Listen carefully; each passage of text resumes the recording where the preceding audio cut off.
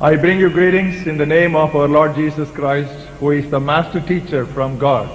தேவனால் அனுப்பப்பட்ட சிறந்த போதகரான ஆண்டவராகிய இயேசு கிறிஸ்துவின் நாமத்தினால் உங்கள் யாவருக்கும் அன்பான வாழ்த்துக்களை தெரிவிக்கிறேன். In his name I welcome all of you to receive his message and his word during the sound doctrine meetings. இந்த ஆரோக்கிய உபதேச கூட்டங்களின் போது அவருடைய வார்த்தைகளை அவருடைய பிரசன்னத்திலிருந்து அவருடைய வார்த்தையின் மூலமாய் கேட்கும்படியாக உங்களை அன்போடு வரவேற்கிறேன். I am sure you all went through the handbill quite carefully. மிக கவனமாக இந்த கூட்டங்களினுடைய கைப்பிரதியை வாசித்திருப்பீர்கள் என்று நம்புகிறேன். This is how the handbill begins. இந்த கைப்பிரதி விதமாய் ஆரம்பிக்கிறது. It begins with Titus chapter 2 and verse 1. தீத்து புத்தகம் 2ஆம் அத்தியாயம் முதல் வசனத்தில் அதை ஆரம்பிக்கிறது. As for you, speak the things which are proper for sound doctrine. நீயோ ஆரோக்கியமான உபதேசத்துக்கு ஏற்றவைகளை பேசு. Now why that but as for you? நீயோ ஆனால் நீயோ என்று ஏன் சொல்லப்படுகிறது? Now if you look at verse 10 of chapter 1, முதல் அத்தியாயம் வசனம் 10 நீங்கள் கவனிப்பீர்களானால் it says there are many idle talkers and deceivers. அநேகர் விசேஷமாய் வீண் பேச்சுக்காரரும் மனதை மயக்கிறவர்களுமாய் இருக்கிறார்கள். Because there are many idle talkers and many deceivers, here the apostle tells his trainee to be very careful to preach and proclaim sound doctrine. அநேகர் வீண் பேச்சுக்காரராக மனதை மயக்குகிறவர்களாய் இருக்கிறபடினால் அவனிடத்தில் பயிற்சி எடுத்துக் கொண்டிருந்த தேவ ஊழியனுக்கு நீயோ ஆரோக்கியமான உபதேசங்களுக்கு ஏற்றவைகளை பேசு என்று ஆலோசனை சொல்கிறார்.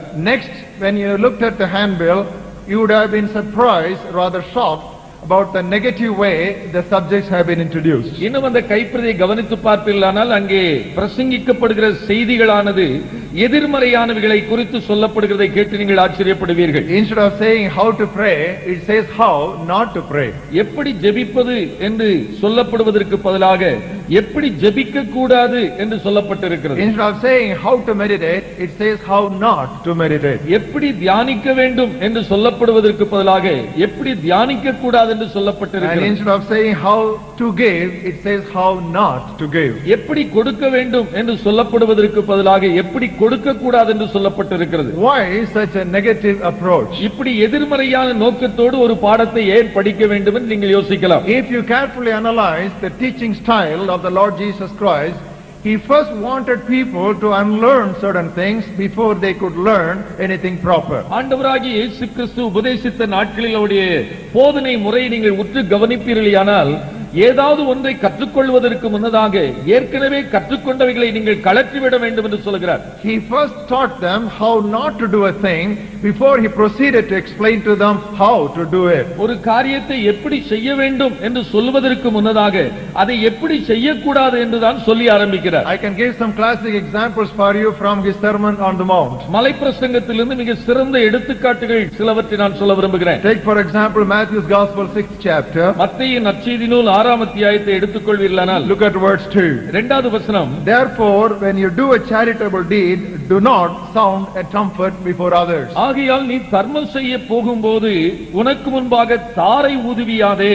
When you do charity, do not do this thing. நீ தர்மம் செய்யும் போது இவைகளை செய்யாதே என்று சொல்லித்தான் ஆரம்பிக்கிறார். And when he talks about prayer in verse 5 and verse 7, 5, 7ஆம் வசனங்களில் ஜெபத்தை குறித்து சொல்லும்போது he says when you pray, you shall not be like the hypocrites. நீ ஜெபம் பண்ணும்போது மாயைக்காரரை போல இருக்க வேண்டாம் என்று சொல்கிறார். And verse 7, 7இல் when you pray, do not use vain repetition. நீங்கள் ஜெபம் பண்ணும்போது அஞ்ஞானிகளைப் போல வீண் வார்த்தைகளை அளப்பாதேயுங்கள். When you pray, do not do it. When you pray, do not do it. ஜெபம் பண்ணும்போது இப்படி இராதிருங்கள், ஜெபம் பண்ணும்போது இப்படி செய்யாதிருங்கள் என்று சொல்கிறார். And when you come down to verse 16 of the same chapter, அதே அத்தியாயம் 16வது வசனத்திற்கு வரும்போது in reference to fasting, உபவாசத்தை குறித்து உபதேசிக்கிறார். when you fast, do not be like the Pharisees with a sad countenance. உபவாசிக்கும் போது மாயக்காரரை போல முகவாடலாய் இராதேயுங்கள். So whether it was charity or it was prayer or it was fasting,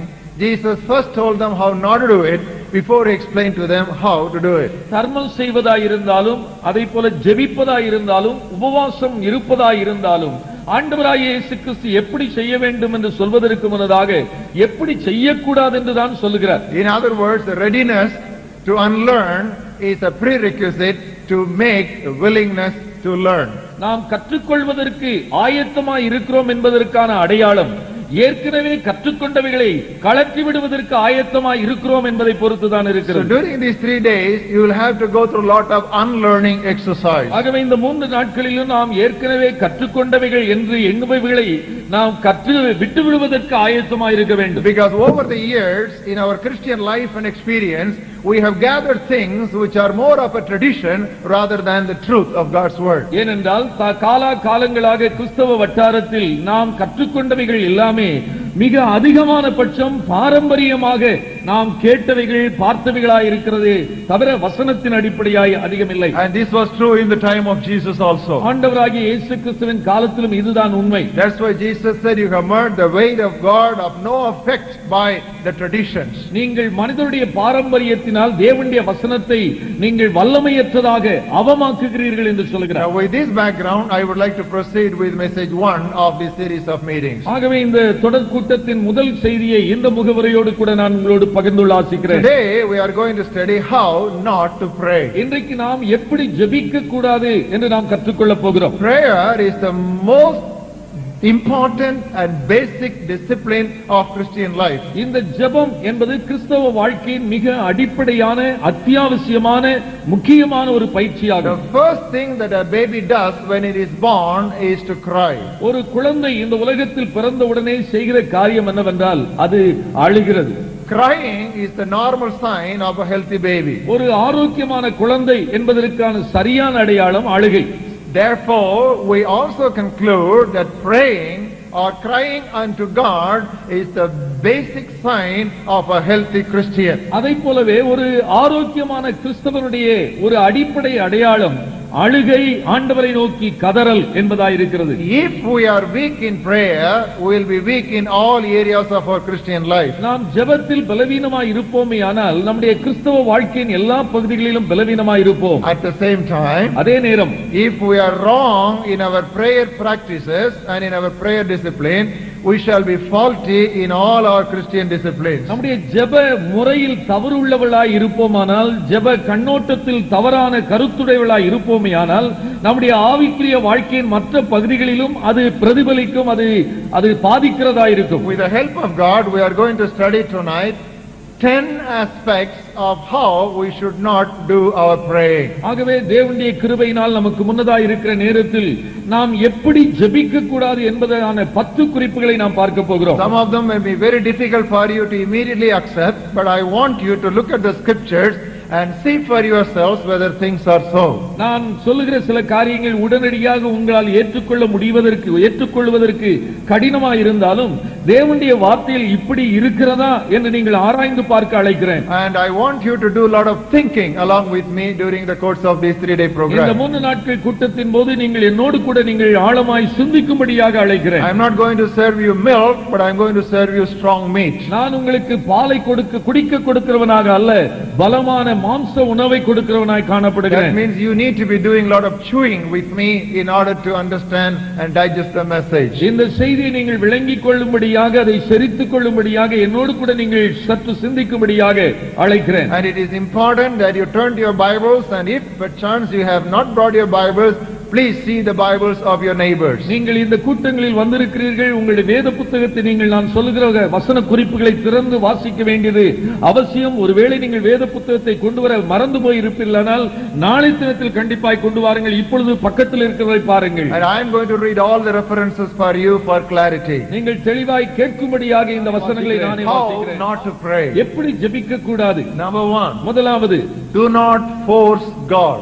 நீங்கள் தேவனை கட்டாயப்படுத்த கூடாது. This is a very, very basic and important lesson we need to learn in prayer. ஜெபத்தில் நாம் கற்றுக்கொள்ள வேண்டிய மிக அடிப்படையான முக்கியமான ஒரு காரியம் இது. Do not force God. தேவனை கட்டாயப்படுத்த கூடாது. These days there is a doctrine which has gained lot of popularity and momentum that we need to command God in prayer. இந்த நாட்களிலே மிக அதிக பிரபலமாய் இருக்கக்கூடிய உபதேசங்களில் ஒன்றுதான் நாம் தேவனுடைய கரங்களுக்கு கட்டளையிட வேண்டும் என்று சொல்லுகிற வார்த்தை. For that they quote the text from Isaiah chapter 45 and verse 11. அதற்கு எடுத்துக்காட்டாக கூட சொல்லப்படுகிற வசனம் ஏசாயா தீர்க்கதரிசன புத்தகம் 45ஆம் அத்தியாயம் 11ஆம் வசனம். Thus says the Lord, the Holy One of Israel, his maker, ask me of things to come concerning my sins, and concerning the work of my hands, you command me. இஸ்ரவேலின் பரிசுத்தரும் அவனை உருவாக்கினவருமாகிய கர்த்தர் சொல்கிறதாவது, வரும் காரியங்களை என்னிடத்தில் கேளுங்கள், என் பிள்ளைகளை குறித்தும் என் கரங்களின் கிரியைகளை குறித்தும் எனக்கு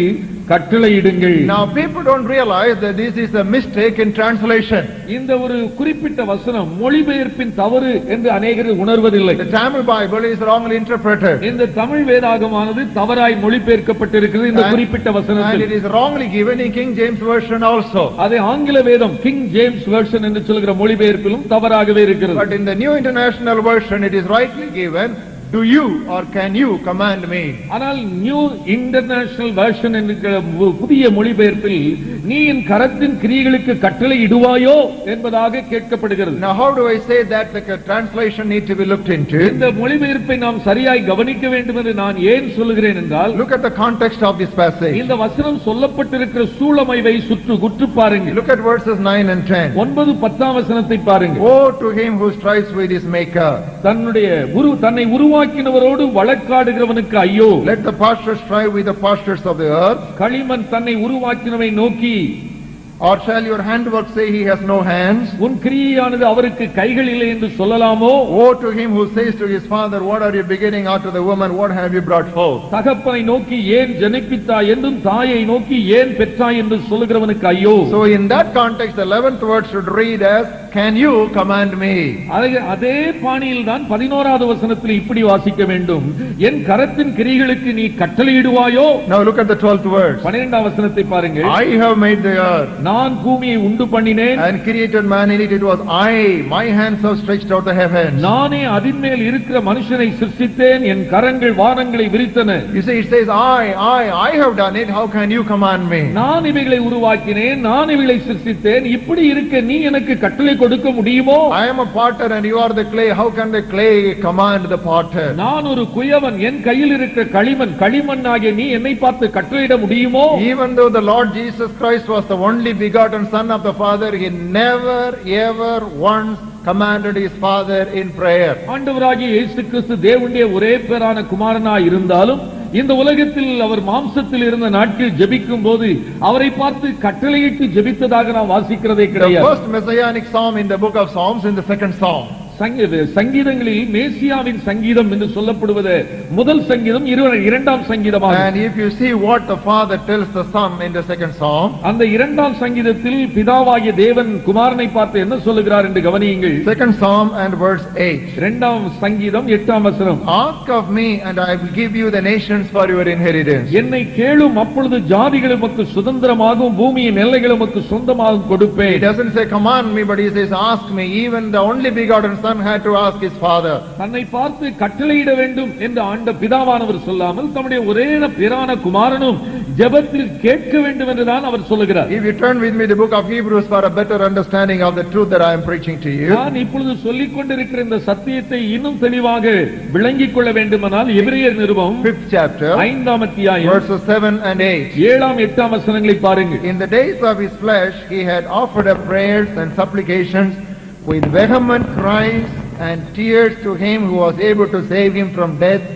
and was heard because of his godly fear. அவர் மாம்சத்தில் இருந்த நாட்களில் தம்மை மரணத்தினின்று ரட்சிக்க வல்லமை உள்ளவரை நோக்கி பலத்த சத்தத்தோடும் கண்ணீரோடும் விண்ணப்பம் பண்ணி வேண்டுதல் செய்து தமக்கு உண்டான பயபக்தி நிமித்தம் கேட்கப்பட்டு. You see, it talks about cries.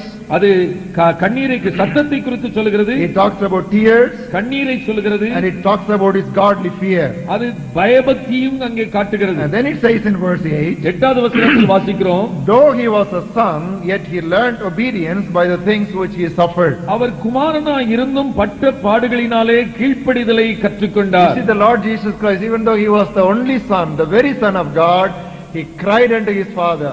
He shed tears from his father.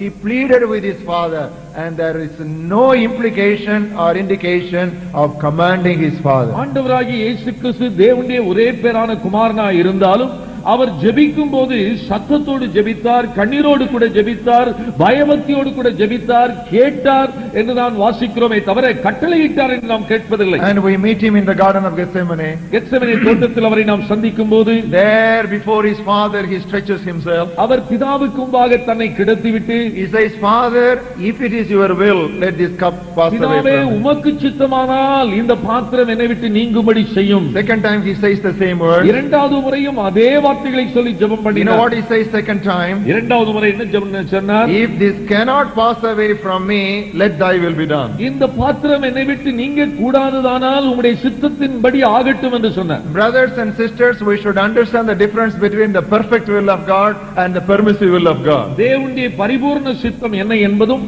தேவனுடைய அனுமதி சித்தம் என்ன என்பதற்கும் இடையே வித்தியாசத்தை விளங்கிக் கொள்ள வேண்டும். You take a little child, ஒரு சிறு குழந்தை எடுத்துக் the கொள்ளுங்கள். child wants to cross the road இந்த குழந்தை ஒரு தெருவை இல்லாவிட்டால் சாலையை கடக்க விரும்புகிறது. and it keeps bothering you, pestering you. Daddy, I want to just go to the other side of the road. அந்த குழந்தை தகப்பனை பார்த்து நான் அந்த சாலையின் அந்தப்புறம் போக விரும்புகிறேன் என்று கட்டாயப்படுத்துகிறது. And the father says, no, you should not go. It is very risky, very நீ dangerous. இந்த சாலையை அப்படி கடக்க கூடாது, அப்படி போனால் மிக ஆபத்தா இருக்கும் என்று சொல்கிறார். But the child keeps on pestering. ஆனால் குழந்தை விடாமல் No, கேட்டுக்கொண்டிருக்கிறது. I want to go.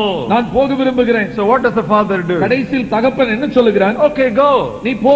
Now there is a difference between what the father said at the first instant and what he said in the second instant. முதல் முறையாய் கேட்கும்போது தகப்பன் இல்லை என்று சொன்னதற்கும் இரண்டாவது முறை சொன்னதற்கும் ஒரு வித்தியாசம் இருக்கிறது. What he said in the first instance was the perfect will of father. முதல் தடவையில் கேட்டதற்கு சொன்ன பதில் அவருடைய பரிபூர்ண சித்தம், இருதயத்தின் ஆழத்தில் But second time it was a permissive will of the father. இரண்டாவது கேட்டதற்கு கொடுத்த பதில் அனுமதி சித்தம், அனுமதி பதில். I will take an example from the Old Testament. பழைய ஏற்பாட்டிலிருந்து ஒரு எடுத்துக்காட்டு. The people of God came to prophet Samuel.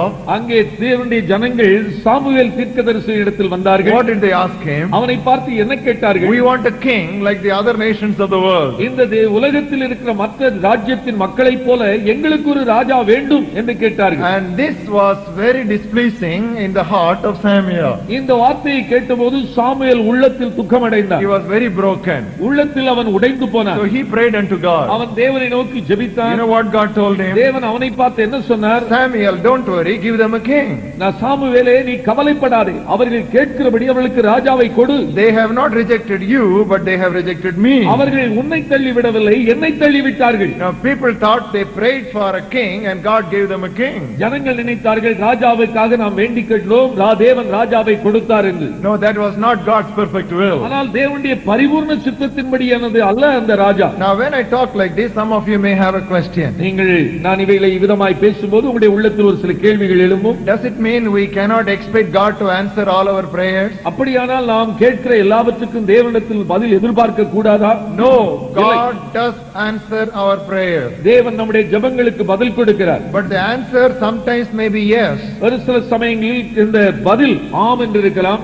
Many times the answer may be no.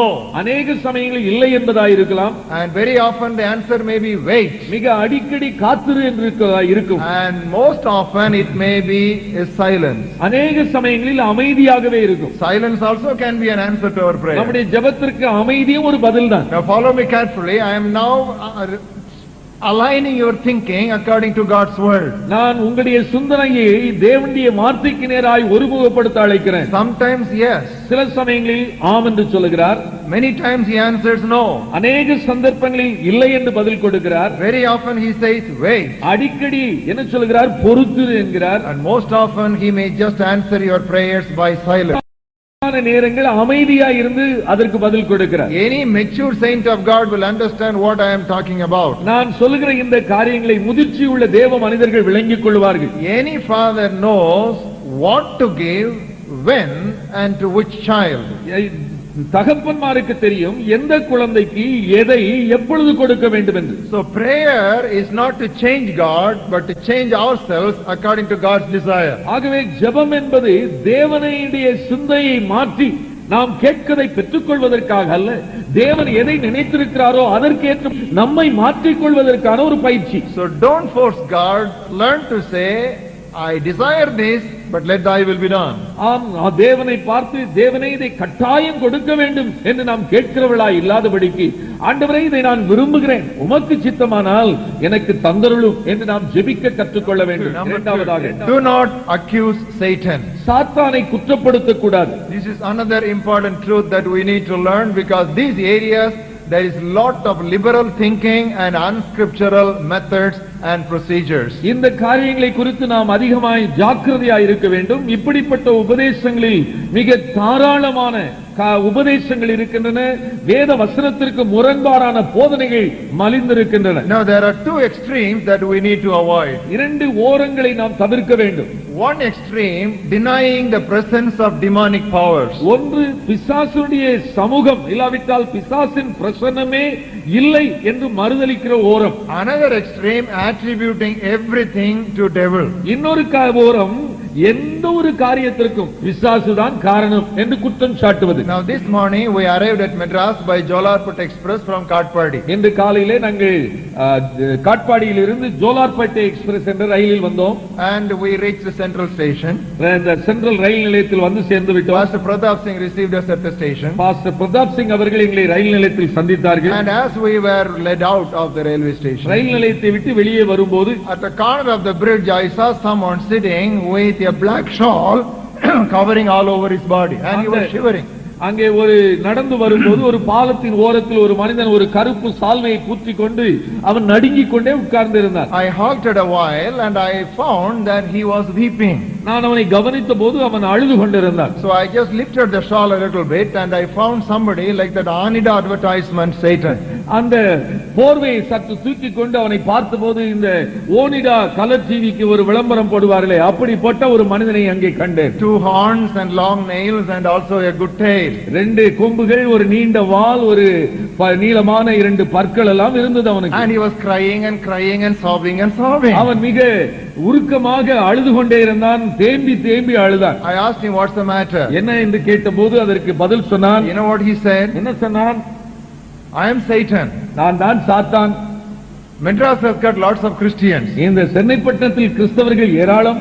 They do whatever they want. அவர்கள் விரும்புவதெல்லாம் செய்கிறார்கள். They commit whatever sin they desire. தாங்கள் விருப்பமான பாவம் எல்லாவற்றையும் செய்து விடுகிறார்கள். Finally they throw all the blame upon me. ஆனால் எல்லாவற்றையும் செய்துவிட்டு சாத்தான் தான் இதற்கு காரணம் என்று என்னை சொல்கிறார்கள். So I don't know what to do. என்ன செய்வது எனக்கு தெரியவில்லை. So I patted on his shoulder. ஆகவே அவனுடைய முதுகிலை தட்டி நான் சொன்னேன். I encouraged him. நான் அவனை உற்சாகப்படுத்தினேன். Don't worry. கவலைப்படாதே. That is why I have come to Madras today. இதற்காகத்தான் இந்த சென்னைப்பட்டினத்திற்கு வந்திருக்கிறேன். I will be meeting a group of Christians tonight. இன்று ராத்திரி ஒரு கூட்டம் கிறிஸ்தவ மக்களை சந்திக்க போகிறேன். And I will tell them not to accuse you unnecessarily. தேவையில்லாமல் உன்னை குற்றப்படுத்த கூடாது என்று அவளுக்கு ஆலோசனை சொல்கிறேன் என்று சொன்னேன். Friends, I wanted to catch the message that I am speaking to you tonight. இன்று ராத்திரி நான் உங்களோடு சொல்லுகிற செய்தியுடைய ஆழத்தை, அர்த்தத்தை நீங்கள் புரிந்து கொள்ள அழைக்கிறேன். We are responsible for our sins and our failures. நம்முடைய பாவத்திற்கு, நம்முடைய தோல்விக்கு நாம் தான் காரணம். Now if you turn with me to the book of James chapter 1. யாக்கோபு நிருபம் முதல் அத்தியாயம். Now these are truths which are conveniently hidden from our understanding, and that makes us to commit more and more sin in our lives. நம்முடைய வாழ்க்கையிலே இந்த ஒரு குறிப்பிடப்பட்ட சத்தியங்கள் நாம் உற்று கவனித்து அறிந்து கொள்வதிலிருந்து விலக்கி வைக்கப்பட்டிருக்கிறது. இது நிமித்தமாக நம்முடைய வசதிக்கேற்றபடி பாவங்களை செய்து கொண்டிருக்கிறோம். James 1 reading from 14 to 16. யாக்கோபு 1:14 முதல் 16 வரை.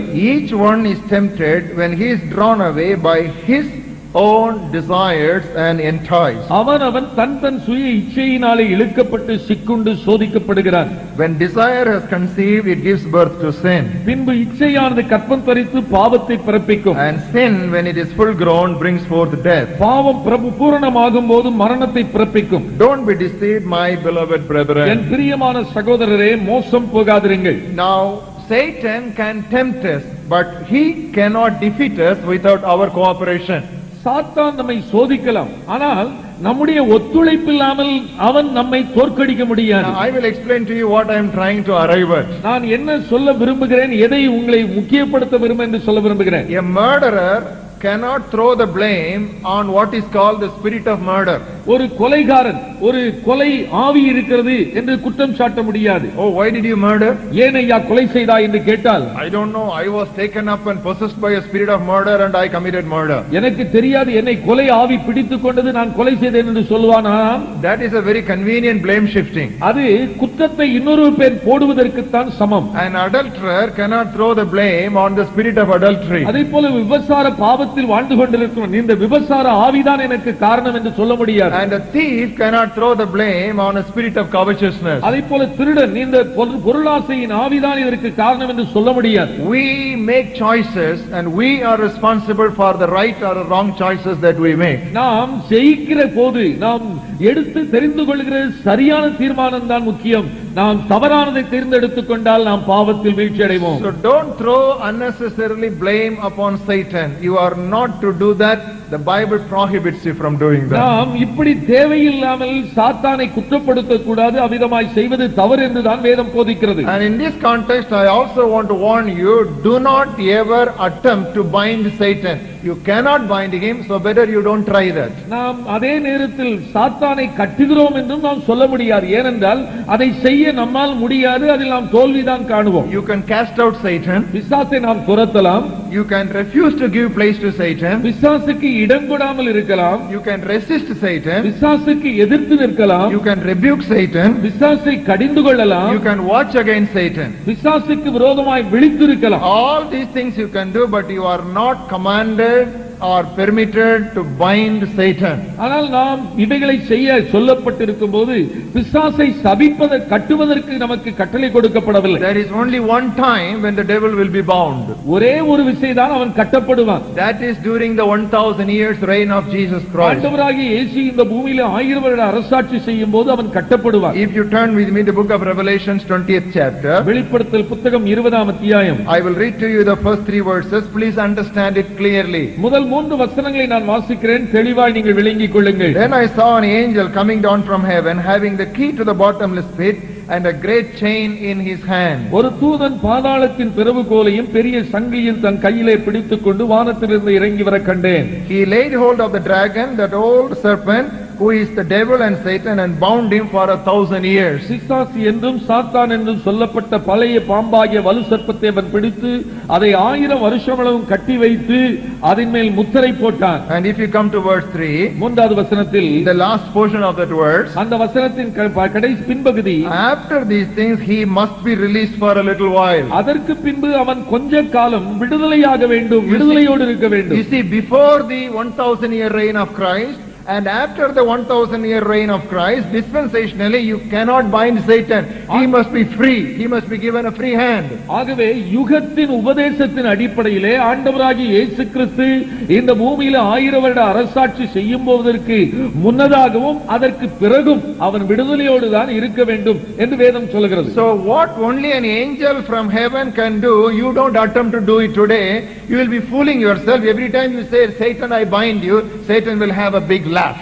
நாம் ஒவ்வொரு முறையும் இந்த பிசாசை கட்டுவதற்கு பரலோகத்தின் தேவதூதன் ஒருவன் தான் இந்த பலமும் அதிகாரம் பெற்றிருக்கிறான். ஆனால் நாம் அதை மறந்து இந்த பூமியில் அவனை கட்டுகிறோம் என்று ஒவ்வொரு முறையும் நாம் சொல்லும் போது அவன் நம்முடைய செய்கையை பார்த்து நகைப்பான். Now immediately you may ask, what is the meaning of the text in Matthew 16th chapter? உடனே நீங்கள் உங்கள் உள்ளத்தில் ஒரு கேள்வி வரும், அப்படியானால் மத்தேயு நற்செய்தி நூல் 16ஆம் அத்தியாயத்தில் வாசிக்கிறோமே, அதனுடைய அர்த்தம் என்ன? Verse 19. 19ஆம் வசனம். Here is Jesus speaking to Simon Peter. ஆண்டவராகிய இயேசு கிறிஸ்து சீமோன் பேதுருவுக்கு அதை சொல்கிறார். I will give you the keys of the kingdom of heaven, and whatever you bind on earth will be bound in heaven, and whatever you loose on earth will be loosed in heaven. பரலோக ராஜ்யத்தின் திறவுகோல்களை நான் உனக்கு தருவேன். பூலோகத்தில் நீ கட்டுகிறது எதுவோ அது பரலோகத்திலும் கட்டப்பட்டிருக்கும், பூலோகத்தில் நீ கட்டவிழ்ப்பது எதுவோ அது பரலோகத்திலும் கட்டவிழ்க்கப்பட்டிருக்கும் என்றார். This has no reference to devil. இந்த இடத்தில் நாம் பிசாசை குறித்து நாம் வாசிக்கிறதே கிடையாது. Because devil is not in heaven to be bound or to be loose. He is not in heaven. ஏனென்றால் நாம் கட்டுகிற அந்த பிசாசானவன் பரலோகத்தில் இல்லை. அவன் அங்கே பரலோகத்தில் கட்டப்படுவதும் இல்லை, பரலோகத்தில் விடுதலையாக்கப்படுவதும் இல்லை. So what is the meaning of this passage? இந்த வசனத்துடைய அர்த்தம் என்னவென்றால், Jesus asked Peter, what do people say that I am?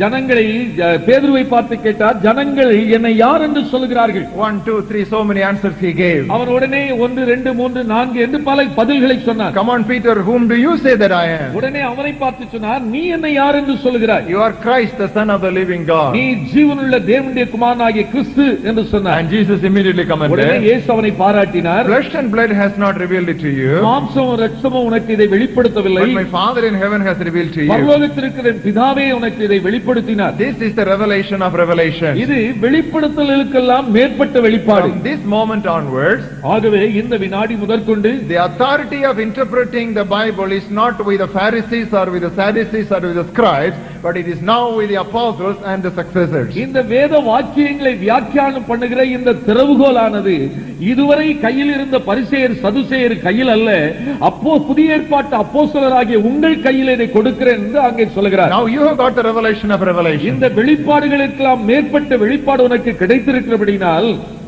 This is the term of authority. இதுதான் அதிகாரத்தினுடைய வார்த்தை. You know, the binding and loosing was a term used in Jewish judiciary. இந்த கட்டுதல் கட்டவிழ்ப்புதல் என்று சொல்கிற சொற்றொடர்கள் யூத வழக்கு மன்றங்களில் பயன்படுத்துகிற வார்த்தைகள். Now if you turn with me to Matthew 18th chapter, the same text is repeated. மத்தேயு 18 அதே வார்த்தை திரும்ப வருகிறதை பார்க்கலாம். Verses 17 and 18. 17 18 வசனங்கள். If he refuses to hear them, tell it to the church. அவர்களுக்கும் அவன் செவிகொடாமற் போனால் அதை சபைக்கு தெரியப்படுத்து. If he refuses even to hear the church, let him be to you like a heathen and a tax collector. சபைக்கும் செவிகொடாது இருப்பானானால் அவன் உனக்கு அஞ்ஞானியைப் போலவும் ஆயக்காரனைப் போலவும் இருப்பானாக. Assuredly I say to you, மெய்யாகவே உங்களுக்கு சொல்கிறேன், whatever you bind on earth will be bound in heaven, and whatever you loose on earth will be loosed in heaven. பூலோகத்தில் நீங்கள் எவைகளை கட்டுவீர்களோ அவைகள் பரலோகத்திலும் கட்டப்பட்டிருக்கும், பூலோகத்தில் நீங்கள் எவைகளை கட்டவிழ்ப்பீர்களோ அவைகள் பரலோகத்திலும் கட்டவிழ்க்கப்பட்டிருக்கும். This has no reference to devil at all. இந்த இடத்திலும் பிசாசை குறித்து ஒரு வார்த்தையும் சொல்லப்படவில்லை. This has reference to church discipline. இந்த ஒரு இடத்தில் சொல்லப்பட்டிருக்கிற அமைப்பு என்னவென்றால் சபையின் ஒழுங்கு. Suppose you don't listen to a man, ஒரு மனிதனுக்கு நீ செவி கொடுக்காமற் போனால், and if you don't listen to another 2 persons, இன்னும் 2 பேர் வந்து உனக்கு சொல்லுகிற ஆலோசனைக்கு நீ செவி கொடுக்க மனமில்லை என்றால், and if you don't listen to the church also, சபையிலும் நீ சொல்லப்படுகிற ஆலோசனைக்கு செவி கொடுக்காமற் போனால், what the church finally decides, God will endorse it in heaven. உன்னை குறித்து சபை தீர்மானிக்கிற முடிவிற்கு பரலோகம் அங்கீகாரம் கொடுக்கிறது. If you bind, that will be bound. If you forgive, that will be forgiven. It is a judiciary term. இந்த மனிதனை நீ கட்டினால் பரலோகமும் கட்டும், நீ அந்த மனிதனை மன்னித்து கட்டவிழ்த்து விட்டால் பரலோகமும் கட்டவிழ்த்து விடும். இது வழக்காடு மன்றத்தினுடைய வார்த்தைகள். So these two have got no reference to binding or loosing Satan, and don't be carried away by the modern doctrines. நவீன கால உபதேசத்துடைய காற்றினால் நீங்கள் வாரிக்கொண்டு போகாதபடிக்கு அந்த வசனம் சொல்லப்பட்டிருக்கிற சூழமைவை உற்று பார்த்து நீங்கள் வசனத்தை கற்றுக்கொள்ளுங்கள். Beware of what you speak about the devil. ஆகவே பிசாசை குறித்து பேசுகிற வார்த்தைகளை குறித்து ஜாக்கிரதையாயிருங்கள். Turn with me to book of Jude, யூதாவின் புத்தகம், and look at verses 8 to 10. 8 முதல் 10 வசனங்கள். Likewise these dreamers defile the flesh, reject authority, and speak evil of dignitaries. அப்படி போலவே சொப்பனக்காரராகி இவர்களும் மாம்சத்தை அசுசிப்படுத்தி கர்த்தத்துவத்தை அசட்டை பண்ணி மகத்துவங்களை தூஷிக்கிறார்கள். Yet Michael the archangel, in contending with the devil when he disputed about the body of Moses, dare not bring against him a reviling accusation, but said, the Lord rebuke you. பிரதான தூதனாகிய மிகாவேல் மோசேயுடைய சரீரத்தை குறித்து பிசாசுடனே தர்க்கித்து பேசினபோது அவனை தூஷணமாய் குற்றப்படுத்த துணியாமல் கர்த்தர் உன்னை கடிந்து கொள்வாராக என்று சொன்னார். You see, even Michael the archangel, he was very careful when he was talking to the devil. He could not simply abuse the devil. பிரதான தூதனாகிய மிகாவேல் கூட அந்த சாத்தானோடு பேசும்போது அவனை குற்றம் சாட்ட துணியாதபடிக்கு அவனை விட்டு அங்கே கடிந்து கொள்ளும்படியாய் சொல்கிறார். So lesson number 1, முதல் படிப்பினை, do not force God. தேவனை கட்டாயப்படுத்த கூடாது. Lesson number 2, இரண்டாவது பாடம், do not accuse Satan. சாத்தானை குற்றப்படுத்த கூடாது. Number 3, மூன்றாவது, do not forget the Father. நீங்கள் பிதாவை மறந்து போகாதிருங்கள். Do not forget the Father. பிதாவானவரை மறந்து போகாதிருங்கள். Most of the modern Christians address only Jesus in prayer. நவீன கால கிறிஸ்தவர்கள் பொதுவாக ஜெபிக்க ஆரம்பிக்கும் போது இயேசுவே என்றுதான் ஆரம்பிப்பார்கள். They begin in name into Jesus and they end the prayer in the name of Jesus. It's absolutely illogical and meaningless. இயேசுவே என்று ஆரம்பித்து இயேசுவின் நாமத்தில் ஜெபிக்கிறோம் என்று முடிப்பார்கள். இது எந்த தத்துவத்தை வசனத்திலும் விளக்கத்துக்கு ஒத்து வராத ஒரு பாணி. But the Bible consistently teaches that we need to pray to the Father in the name of Jesus. வேதம் மிக தொடர்ந்தேச்சியாக நமக்கு அடிப்படையாய் கற்றுக் கொடுக்கிற ஜெப முறையானது நாம் பரலோகத்தின் பிதாவினிடத்தில் இயேசு கிறிஸ்துவின் நாமத்தில் ஜெபிக்க வேண்டும். If you turn with me to Matthew's Gospel 6th chapter, மத்தேயு நற்செய்தி நூல் 6ஆம் அத்தியாயம் I look at the 6th verse. 6வது வசனம். When you pray, go into your room. When you have shut your door, pray to your Father. நீயோ ஜெபம் பண்ணும்போது உன் அறை வீட்டிற்குள் பிரவேசித்து உன் கதவை பூட்டி அந்தரங்கத்தில் இருக்கிற உன் பிதாவை நோக்கி ஜெபம் பண்ணு. I look at the 9th verse. 9வது வசனம். In this manner therefore pray, our Father in heaven. நீங்கள் ஜெபம் பண்ண வேண்டிய விதமாவது பரமண்டலங்களில் இருக்கிற எங்கள் பிதாவே. You know, no teaching can be clearer than this. Pray to the Father, our Father in heaven. ஆகவே ஜெபத்திலே நாம் பிதாவை நோக்கிதான் ஜெபிக்க வேண்டும் என்று சொல்வதற்கு இதைவிட தெளிவான வசனத்தை நாம் காண முடியாது. நாம் பிதாவை நோக்கி ஜெபிக்க வேண்டும். Turn with me to John's Gospel 16th chapter. யோவான் நற்செய்தி நூல் 16ஆம் அத்தியாயம். Look at verses 23 and 24. 23 24ஆம் வசனங்கள். In that day you will ask me nothing. அந்த நாளிலே நீங்கள் என்னிடத்தில் ஒன்றும் கேட்க மாட்டீர்கள். See, Jesus was talking about the New Testament dispensation that would dawn with the death of his cross. தன்னுடைய On the சிலுவை cross. மரணத்திற்கு பிறகு தோன்ற போகிற புதிய ஏற்பாட்டு சபை காலத்தை குறித்து ஆண்டவர் இயேசு இந்த இடத்தில் சொல்கிறார். அந்நாளில், In that day. அந்நாளில், That is the dispensation we are living in today. நாம் வாழ்ந்து கொண்டிருக்கிற இந்த சபையின் நாட்கள், இந்த நாட்கள், In that day இந்த சபையின் நாட்களிலே you will ask me nothing. நீங்கள் என்னிடத்தில் ஒன்றும் கேட்க மாட்டீர்கள். Most assuredly I say to you, whatever you ask the Father in my name, he will give you. நான் உங்களுக்கு மெய்யாகவே சொல்கிறேன், நீங்கள் என் நாமத்தினாலே பிதாவினிடத்தில் கேட்டுக்கொள்வதோ அதை அவர் உங்களுக்கு தருவார். Until now you have asked nothing in my name. இதுவரைக்கும் நீங்கள் என் நாமத்தினாலே ஒன்றும் கேட்கவில்லை. Until now you are directly asking me, you are not asking in my name. இதுவரை நீங்கள் என்ன தேவை இருந்தாலும் என்னிடத்தில் நேரடியாய் கேட்டீர்கள், என் நாமத்தினால் நீங்கள் கேட்கவில்லை. Until now you have asked nothing in my name. இதுவரை நீங்கள் ஒன்றும் என்னிடத்தில் கேட்கவில்லை.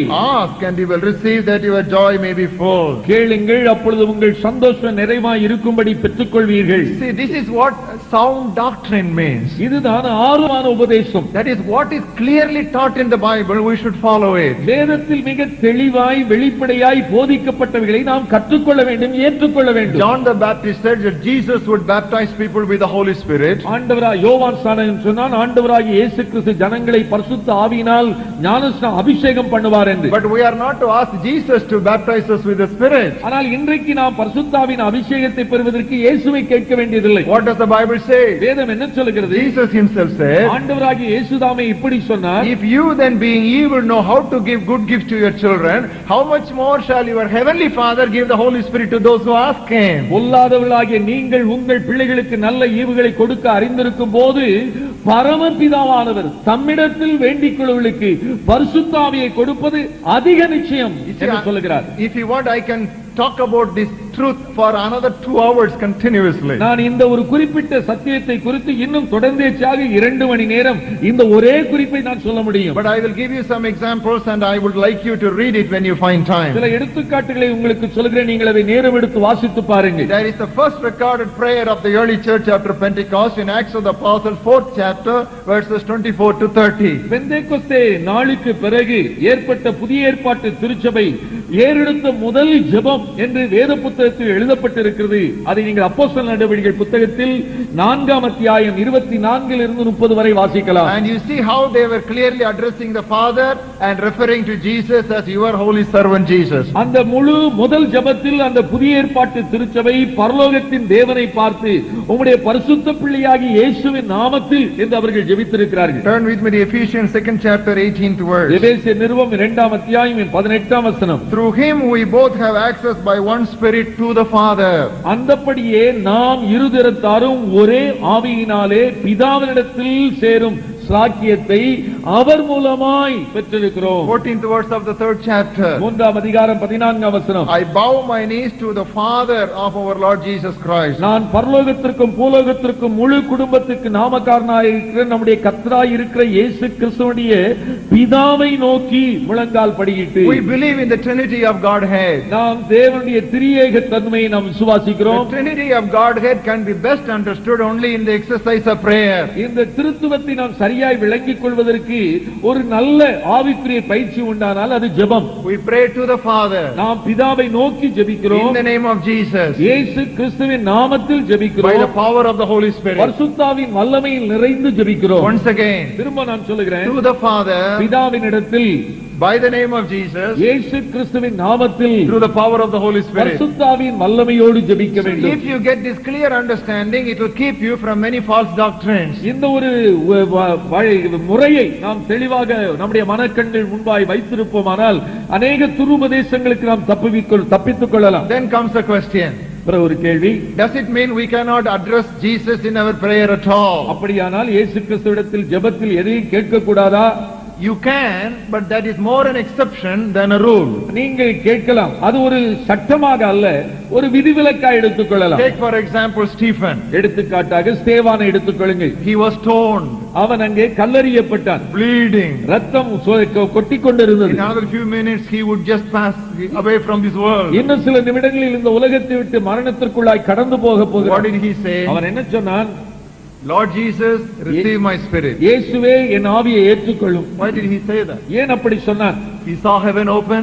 பரலோகம் திறக்கப்பட்டதை கண்டான். He didn't see the Father, பிதாவை அவன் காணவில்லை. but he saw the Son of Man standing at the right hand of the Father. ஆனால் தேவன் குமாரன் பிதாவின் வலது பார்சத்தில் நிற்க கண்டான். He was stoned for Jesus. இயேசு கிறிஸ்துவுக்காய் கல்லெறியப்பட்டவன். There the focus was on Jesus. அவனுடைய கவனமெல்லாம் இயேசுவின் பேரில் இருந்தது. It was a heavenly scene opened up before him. அவனுக்கு முன்பாக பரலோகத்தின் காட்சி இருந்தது. At that time it was not a prayer, but it was a commitment. அது ஜெபம் என்று சொல்ல முடியாது, ஒரு அர்ப்பணிப்பு, ஒப்புக் கொடுத்தான். So you cannot take an obscure passage like that and build up a doctrine. ஆகவே ஒரு மிக தெளிவில்லாத ஒரு வசனத்தை எடுத்துக்கொண்டு அதிலே ஒரு உபதேசத்தை கட்டி எழுப்ப முடியாது. We should always take a clear cut passages and build up doctrine. மிக தெளிவாய் வெளிப்படையாய் நேரடியாய் இருக்கிற வசனத்தின் அடிப்படையில் தான் எந்த ஒரு உபதேசமும் கட்டப்பட வேண்டும். So take some special effort to change your prayer style. ஆகவே உங்களுடைய ஜெப முறையை மாற்றிக்கொள்ள சிறப்பான முயற்சி எடுங்கள். Say, Father in heaven, பரலோகத்தின் பிதாவே என்று நீங்கள் ஜெபியுங்கள். I come to you in the name of your dear son Jesus. உம்முடைய அன்பின் குமாரன் இயேசு கிறிஸ்துவின் நாமத்தில் உம்முடைய சமூகத்திற்கு வருகிறேன். And be conscious that you are enabled and empowered by the Holy Spirit. நீங்கள் இந்த ஜெபத்தை ஏறெடுக்கும்போது பரிசுத்த ஆவியானவர் உங்களுக்கு பலன் கொடுக்கிறார்,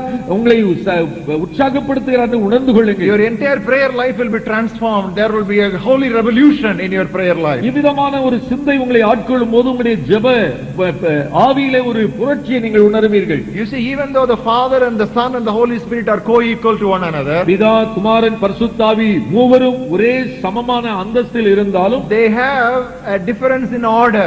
அவர்களுடைய வரிசை வித்தியாசம் இருக்கிறது. It is a voluntary difference they have taken up upon themselves. அவர்கள் தாங்களாக இந்த வரிசைக்கு தங்களை உட்படுத்திக் கொண்டிருக்கிறார்கள். Now that we should accept in our own understanding. அதையே நாமும் நம்முடைய கருத்திலும் ஏற்றுக்கொள்ள கடமைப்பட்டிருக்கிறோம். Take a very classic passage in 1 Corinthians 15th chapter. 1 கொரிந்தியர் 15ஆம் அத்தியாயத்தில் ஒரு அருமையான எடுத்துக்காட்டு. I will read verses 24 and 28. 24 முதல் 28 வரை வாசிக்கிறேன். Then comes the end when he delivers the kingdom to God the Father and he puts an end to all rule and all authority and all power. அதன் பின்பு முடிவு உண்டாகும். அப்பொழுது அவர் சகல துரைத்தனத்தையும் சகல அதிகாரத்தையும் வல்லமையும் பரிகரித்து தேவனும் பிதாவுமாய் இருக்கிறவருக்கு ராஜ்யத்தை ஒப்புக் கொடுப்பார். You see, Jesus Christ hands over everything to his Father. ஆண்டவராகிய இயேசு கிறிஸ்து எல்லா அதிகாரத்தையும் பிதாவிற்கு ஒப்புக் கொடுக்கிறார். Then what does he do in verse 28? 28 என்ன செய்கிறார்? When all things are made subject to him, சகலமும் பிதாவுக்கு கீழ்ப்பட்டிருக்கும் போது, then the Son himself also be subject to him who put all things under him, that God may be all in all. தேவனே சகலத்திலும் சகலமாய் இருப்பதற்கு குமாரன் தாமும் தமக்கு சகலத்தையும் கீழ்ப்படுத்தினவருக்கு கீழ்ப்பட்டிருப்பார். See how beautifully they organize themselves. எவ்வளவு நேர்த்தியாக தங்களுடைய நிலையை அவர்கள் வைத்துக் கொள்கிறார்கள் என்று பாருங்கள். All authority Jesus gets. ஆண்டவருக்கு இயேசு கிறிஸ்துவுக்கு சகல அதிகாரமும் கிடைக்கிறது. He gives it to the Father. அதை பிதாவுக்கு ஒப்புக் கொடுக்கிறார். Then he voluntarily takes a submissive role to the Father. அதற்கு பிறகு தன்னையும் சகலத்தையும் கீழ்ப்படுத்தினவருக்கு கீழ்ப்படுத்திக் கொள்கிறார். This is divine order. இதுதான் தெய்வீக வரிசை. This is the doctrine of the Bible. இது வேதத்தின் உபதேசம். So whenever you pray, do not forget the Father. Say our Father in heaven. ஜெபிக்கும் போது பிதாவானவரை மறந்து விடாதீர்கள். ஜெபிக்கும் போது பரலோகத்தின் பிதாவே என்று நீங்கள் கூப்பிட்டு ஜெபியுங்கள். நான்காவதாக lesson number 4, how not to pray. எப்படி ஜெபிக்க கூடாது என்பதற்கான நான்காவது பாடம். Do not seek mediators. நீங்கள் மத்தியஸ்தர்களை தேடாதீர்கள். Do not seek mediators for your prayer. உங்கள் ஜெபத்திற்காக பரிந்து பேசுகிற மத்தியஸ்தர்களை தேடாதீர்கள். In other words, இன்னொரு வார்த்தையிலே சொன்னால், don't expect the preachers to do all the praying for you. உங்களுக்காக ஜெபிக்கிற வேலையை பிரசங்கிமார் செய்ய வேண்டும் என்று எதிர்பார்க்காதீர்கள். You see, I want to show the difference between the Old Testament and the New Testament. பழைய ஏற்பாட்டிற்கும் புதிய ஏற்பாட்டிற்குள்ள வித்தியாசத்தை சுட்டிக்காட்ட விரும்புகிறேன். As I told you at the beginning of this talk, some of you will become very uncomfortable in the course of this message. நான் துவக்கத்திலே சொன்னது போல இந்த பிரசங்கத்தை நான் கொடுத்து கொண்டிருக்கும் போது உங்களில் அநேகருக்கு இதை கேட்பதற்கு கொஞ்சம் கடினமாயிருக்கும், உட்காருவதற்கும் கொஞ்சம் சங்கடமாயிருக்கும். But don't worry, this is going to put you in the proper track. இந்த சங்கடமான இந்த பிரசங்கத்தை கேட்பீர்களானால் சரியான பாதைக்கு வருவீர்கள் என்பதில் ஐயமில்லை. Because it is a corrective teaching. It is not just a comforting message. It is a corrective teaching. இது ஆறுதல் கொடுக்கிற பிரசங்கம் அல்ல, ஆனால் இது அர்த்தமுள்ள பிரசங்கம். This is the time when we need to set things in order. நம்முடைய காரியங்களை சரி செய்வதற்கு சொல்லுவதற்கான காரணங்கள். Old Testament versus New Testament. பழைய ஏற்பாட்டிற்கும் புதிய ஏற்பாட்டிற்கும் உள்ள வித்தியாசம். In the Old Testament, பழைய ஏற்பாட்டில் there was a particular group of people specially called for the ministry of priesthood. இந்த ஆசாரியத்துவ ஊழியத்திற்காக ஒரு குறிப்பிட்ட மக்கள் இனம் தெரிந்தெடுக்கப்பட்டது. And they were anointed for the priestly ministry. அவர்கள் ஆசாரிய ஊழியம் செய்வதற்காக அபிஷேகம் பண்ணப்பட்டார்கள். So there were two categories of people. ஆகவே தேவ ஜனங்கள் மத்தியிலே இரண்டு வகையான மக்கள், Priests and people. ஆசாரியர்கள், ஜனங்கள். But as we move to the New Testament, ஆனால் புதிய ஏற்பாட்டிற்கு வரும்போது such difference is no more there. இந்த வித்தியாசம் என்பது தேவனுடைய மக்கள் மத்தியில் கிடையாது. All believers have become priests and kings unto God. தேவனுடைய பிள்ளைகள், விசுவாசிகள் யாவருமே அவருக்கு முன்பாக ராஜாக்களும் ஆசாரியர்களுமாக ஆக்கப்பட்டிருக்கிறார்கள். That's what we read in 1 Peter 2nd chapter 5th verse. அதைத்தான் 1 பேதுரு 2:5 வாசிக்கிறோம். He has made us a royal priesthood unto God to proclaim his mercies. அவருடைய புண்ணியங்களை கூறி அறிவிக்கும்படியாக நம்மை ராஜரீக ஆசாரிய கூட்டமாக அவர் தெரிந்து கொண்டார். The priesthood of all believers was a fundamental truth of reformation. இந்த சீர்திருத்தம் என்று சொல்கிற உபதேசத்தின் அடிப்படை சத்தியமே விசுவாசிகள் யாவரும் ஆசாரியர் என்று சொல்கிற உபதேசம். Now why do we say we are Protestants? நாம் ஏன் சீர்திருத்த சபையினர் என்று அழைக்கப்படுகிறோம்? What do we protest? எதற்காக எதை நாம் எதிர்த்து நின்றிருக்கிறோம்? We protest the unscriptural practices of Roman Catholicism.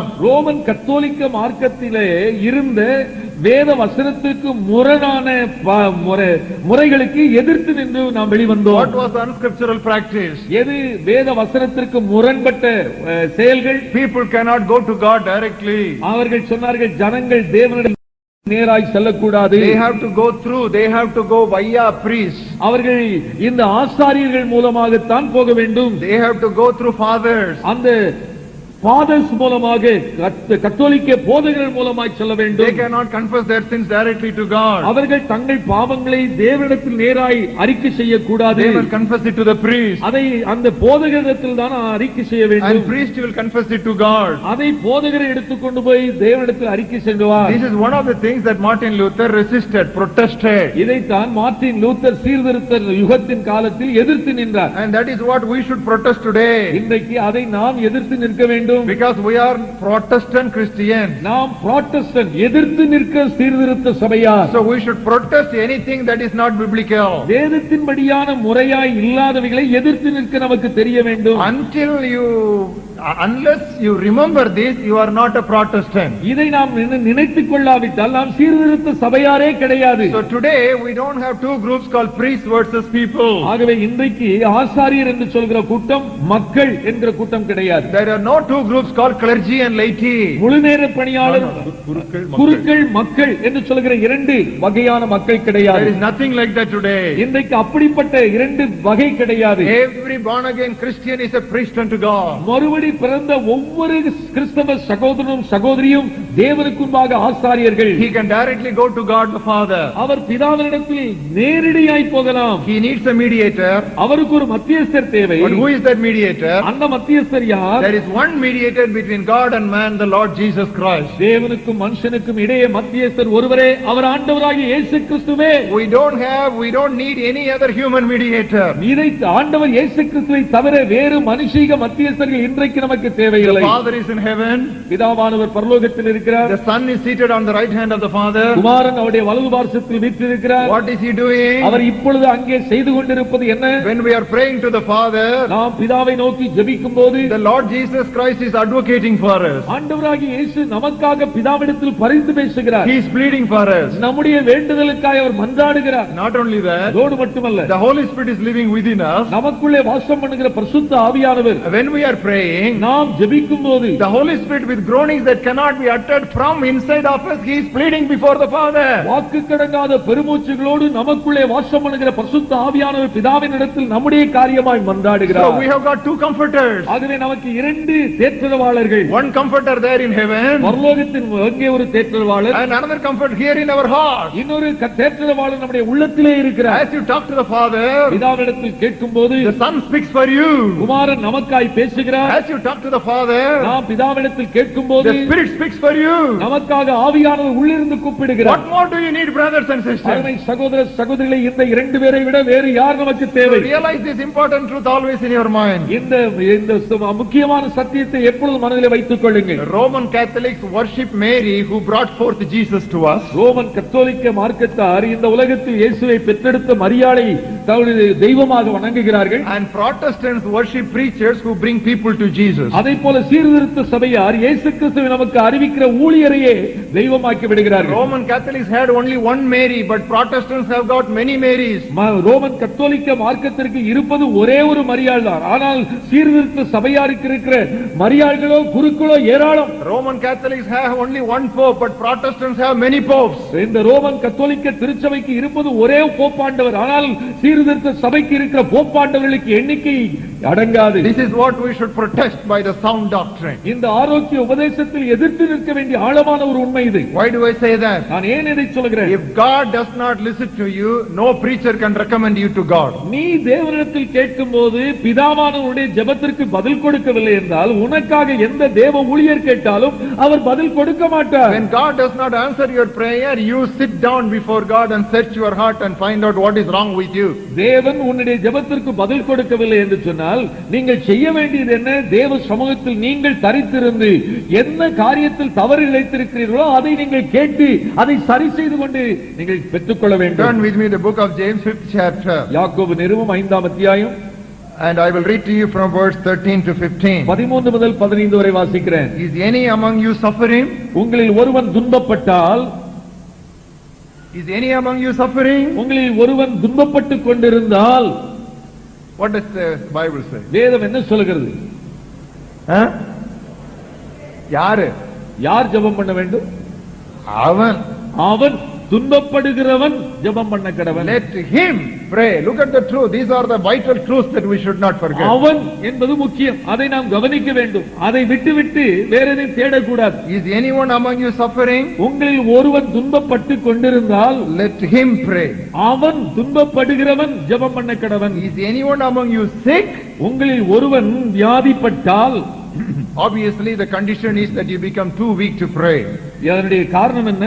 நீங்கள் ஜெபிக்க முடியாத அளவுக்கு நீங்கள் பலவீனம் அடைந்து விட்டால் It is a physical weakness that is அது implied சரீர there. பலவீனம் என்பது அங்கே காணப்படுகிறது. So you are too weak to pray. நீங்கள் ஜெபிக்க முடியாத அளவு பலவீனமாக இருக்கிறீர்கள். At that time, what should you அப்படி do? நீங்கள் இருக்கும்போது என்ன செய்ய வேண்டும்? You call for the elders of the church. நீங்கள் சபையின் மூப்பர்களை வரவழைக்க வேண்டும். Whichever church you belong to, you call those elders to come to you. நீங்கள் எந்த சபையை சேர்ந்தவர்களாக இருக்கிறீர்களோ அந்த சபையின் மூப்பர்களை அழைக்க வேண்டும். Pastors, elders, you call them. அந்த சபையின் போதகரை அழைக்க வேண்டும், அந்த சபையின் மூப்பர்களை அழைக்க வேண்டும். Let them pray for you. அவர்கள் உனக்கு ஜெபிக்கட்டும். And then it says in verse 15, 15ஆம் வசனத்தில் இப்படி வாசிக்கிறோம், if he has committed sins, he will be forgiven. அவன் பாவம் செய்தவனானால் அவனுக்கு அது மன்னிக்கப்படும். So what is the truth that we are getting in this passage? இந்த வசனங்களை வாசிக்கும் போது விளங்கிக் கொள்கிற உண்மை என்னவென்றால், When there is a suffering, ஒரு பாடு என்றால், when there is a sickness, ஒரு வியாதி என்றால், immediately don't dial somebody and say, pray for me. ஒரு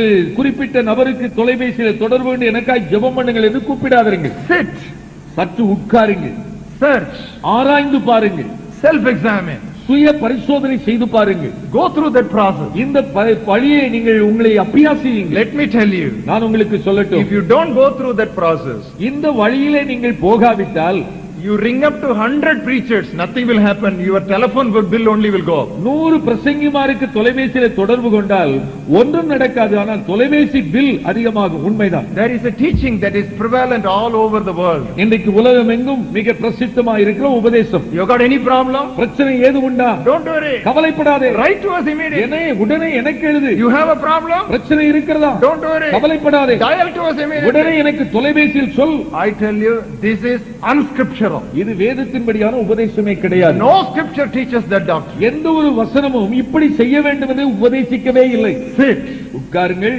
search, ஆராய்ந்து பாருங்கள், rectify. உங்களுடைய காரியங்களை சரி செய்யுங்கள். Now this is the spiritual discipline that we need to go through, otherwise you will be disillusioned. இந்த ஒரு ஆவிக்குரிய பயிற்சியின் வழியாக நீங்கள் கடந்து போகவில்லை என்றால் ஆவிக்குரிய வாழ்க்கையில நீங்கள் விழித்து ஒருவேளை நீங்கள் சோர்ந்து போவீர்கள், குழப்பமடைவீர்கள். Turn with me to the book of Lamentations. புலம்பல் புத்தகம். See how this truth is so beautifully brought out there. அங்கே இந்த உண்மை மிக தெளிவாக உபதேசிக்கப்படுகிறது நீங்கள் அறியலாம். 3rd chapter, 3ஆம் அத்தியாயம், 1st verse. முதல் வசனம். I am the man who has seen the affliction by the rod of his wrath. ஆண்டவருடைய சினத்தின் நிலாத்தினால் உண்டான சிறுமையை கண்ட புருஷன் நான். He has led me and made me walk in darkness and not in light. அவர் என்னை வெளிச்சத்திலே அல்ல இருளிலே அழைத்து நடத்தினார். Verse 8. 8வது வசனம். Even when I cry and shout, he shuts out my நான் prayer. சத்தமிட்டு கூப்பிட்டால் இவன் ஜெபத்திற்கு வழியை அடைத்துப் போட்டார். And verse 44. 44ஆம் வசனம். You have covered yourself with a cloud that prayer should not pass through. ஜெபம் உட்பிரவேசிக்க கூடாதபடிக்கு உம்மை மேகத்தால் மூடிக்கொண்டீர். Is it that condition?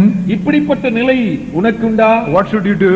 அப்படிப்பட்ட நிலை என்ன செய்ய வேண்டும்? Look at verse 28 and 29. 28 29ஆம் வசனங்களை Let பாருங்கள். him sit alone and keep silent because God has laid it on him. அவரே அவன் அதை தன்மேல் வைத்தார் என்று அவன் தனித்திருந்து மௌனமாய் இருக்க கடவன். Let him put his mouth in the dust, there yet may be hope. நம்பிக்கைக்கு இடமுண்டோ என்று தன் வாயை தூளில் நுழுந்துவானாக. And it says in verse 39, 39 இப்படி வாசிக்கிறோம். why should a living man complain a man for the punishment of his sins? உயிருள்ள மனுஷன் முறையிடுவானேன், அவன் தன் பாவத்துக்கு வரும் தண்டனையை குறித்து முறையிடுகிறது என்ன? Let us search out and examine our ways and turn back to the Lord. நாம் நம்முடைய வழிகளை சோதித்து ஆராய்ந்து கர்த்தரிடத்தில் திரும்ப கடவோம். After that, அதற்கு பிறகு let us lift our hearts and hands to God in heaven. நம்முடைய கைகளோடும் நம்முடைய இருதயத்தின் பரலோகத்திற்கு தேவனிடத்திற்கு ஏறெடுக்க கடவோம். I am not against any preacher, நான் எந்த ஒரு குறிப்பிட்ட பிரசங்கியாருக்கும் எதிரானவர் அல்ல. but I am speaking sound doctrine. நான் ஆரோக்கியமான உபதேசத்தை நான் சொல்கிறேன். When you have a problem, உங்களுக்கு ஒரு பிரச்சனை when you உண்டானால், have a suffering, உங்களுக்கு பாடு இருக்குமானால் you pray.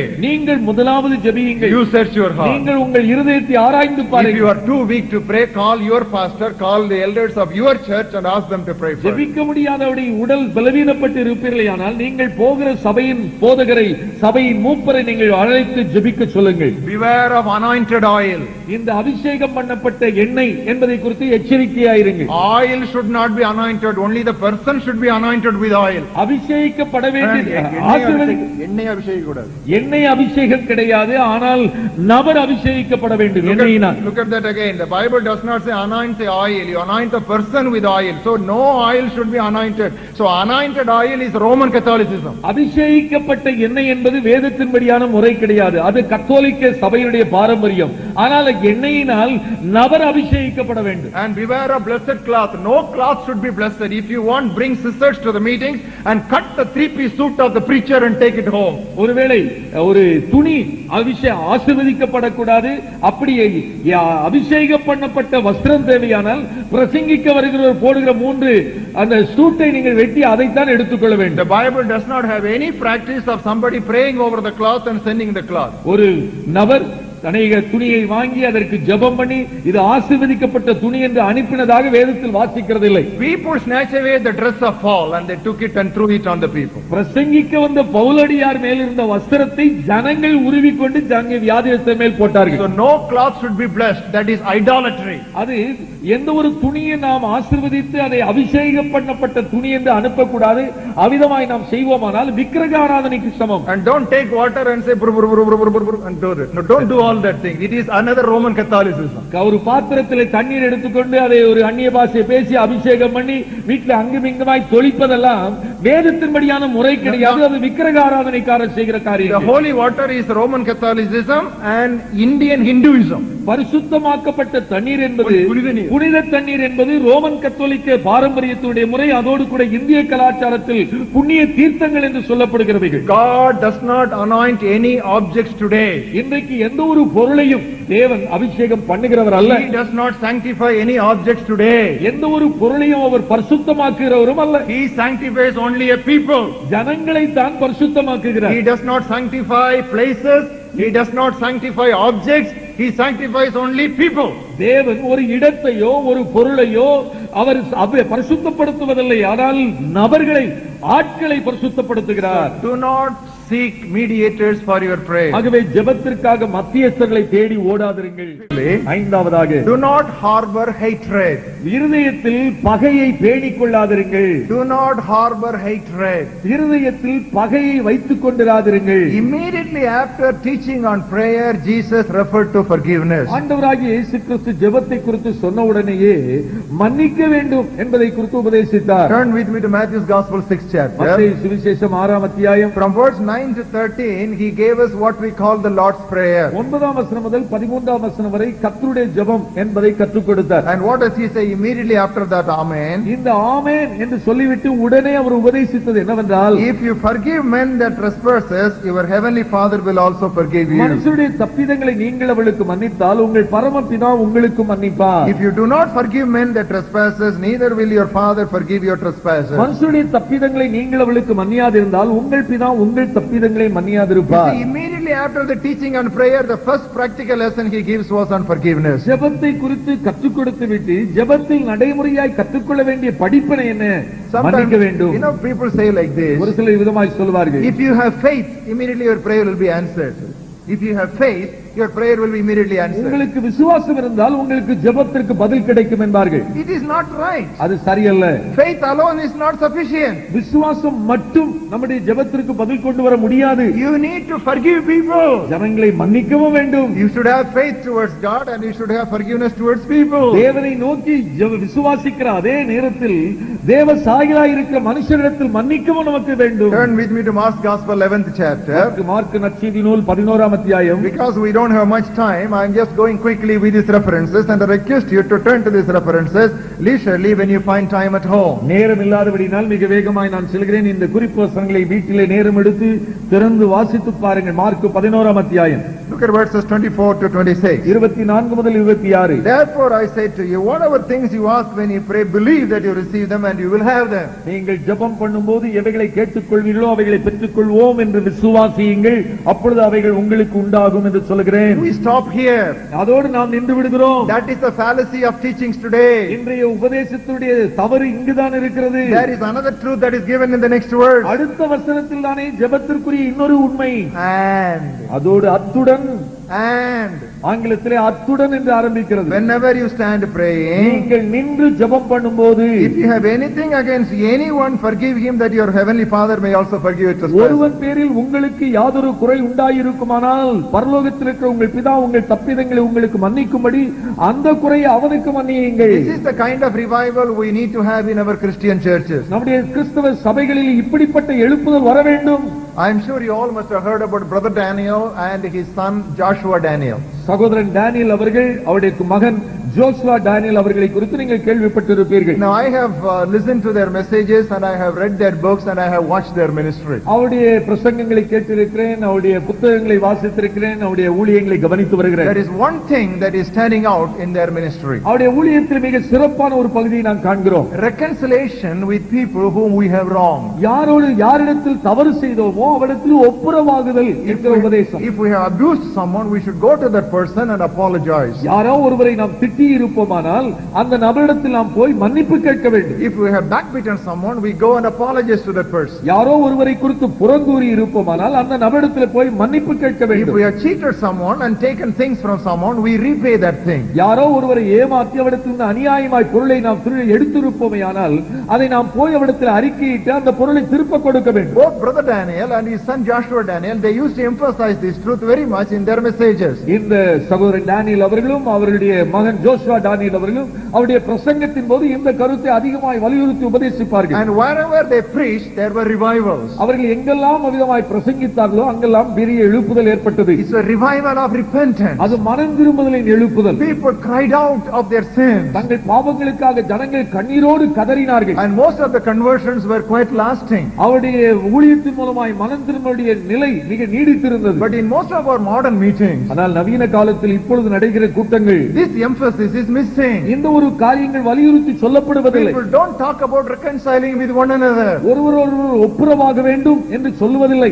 That is why there is so much of hypocrisy in the church. ஆகவேதான் இன்றைக்கு தேவனுடைய சபையிலே மாய்மாலம் நிறைந்திருக்கிறது. We just praise God தேவனை துதிக்கிறோம், and we worship God. ஆராதிக்கிறோம், We talk in tongues. அந்நிய பாஷையில் We பேசுகிறோம், shout praises to God. தேவனுக்கு துதிகளை சத்தமாய் சொல்லுகிறோம். But the first person we meet after the service is over, we speak lies. ஆனால் நாம் மாலை ஆராதனை முடிந்து வெளியே போய் சந்திக்கிற முதல் நபரிடத்திலே போய் சொல்லுகிறோம். And we talk ill about the third person. அந்த இடத்தில் இல்லாத ஒரு நபரை குறித்து குறை கூறுகிறோம். We have the gift of tongues. We talk whatever we want. நமக்கு அந்நிய பாஷை பேசுகிற வரம் இருக்கிறதுனால் எதையும் நாம் பேசி Oh, விடுகிறோம். brothers and sisters, we need repentance in this area. இந்த பகுதியில் நமக்கு சரியான மனம் திரும்புதல் அவசியம் தேவை. Our conscience must be kept very clear. நம்முடைய மனசாட்சி சுத்தமாய் இருக்க வேண்டும். You know, Apostle Paul said, I strive to maintain a conscience clear before God and before man. அப்போஸ்தலனாகிய பவுல் சொல்கிறான், நான் தேவனுக்கும் மனுஷனுக்கும்பாக குற்றமற்ற மனசாட்சி உடையவனாய் இருக்க பிரயாசப்படுகிறேன். When we pray to God, நாம் தேவனிடத்தில் ஜெபிக்கும் போது, referring to a person, ஒரு நபரை குறித்து ஜெபிக்கும் போது, see what that person is talking about me.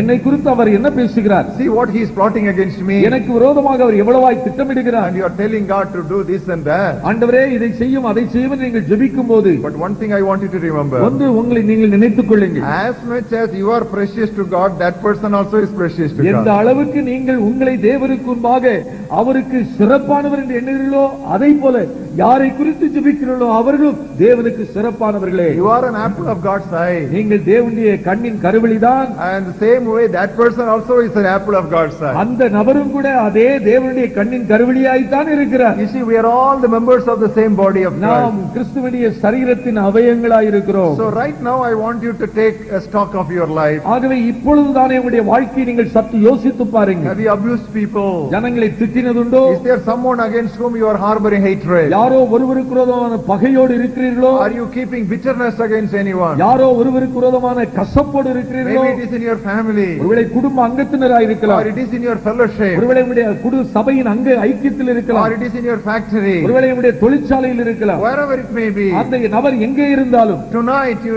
remember that person and go and speak to that person. If not tonight, you do it tomorrow. ஒருவேளை இன்று ராத்திரி அதை நீங்கள் போய் அந்த நபரோடு மன்னிப்பு கேட்டு ஒப்புரவாகுங்கள்.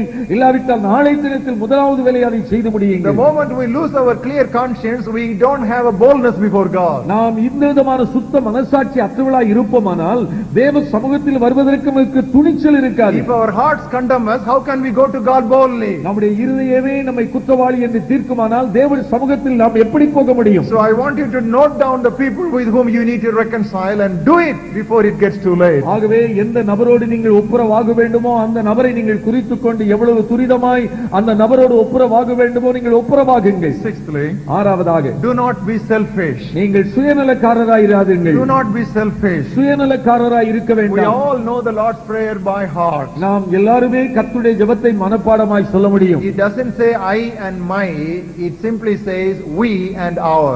நான், எனக்கு, எனது என்ற அந்த ஜெபத்தில் இல்லை, ஆனால் நமக்கு, நம்முடைய என்று தான் நாம் வாசிக்கிறோம். It doesn't say my Father in heaven. பரலோகத்தில் இருக்கிற என் பிதாவே என்று சொல்லவில்லை. It says our Father in heaven. பரலோகத்தில் இருக்கிற எங்கள் பிதாவே.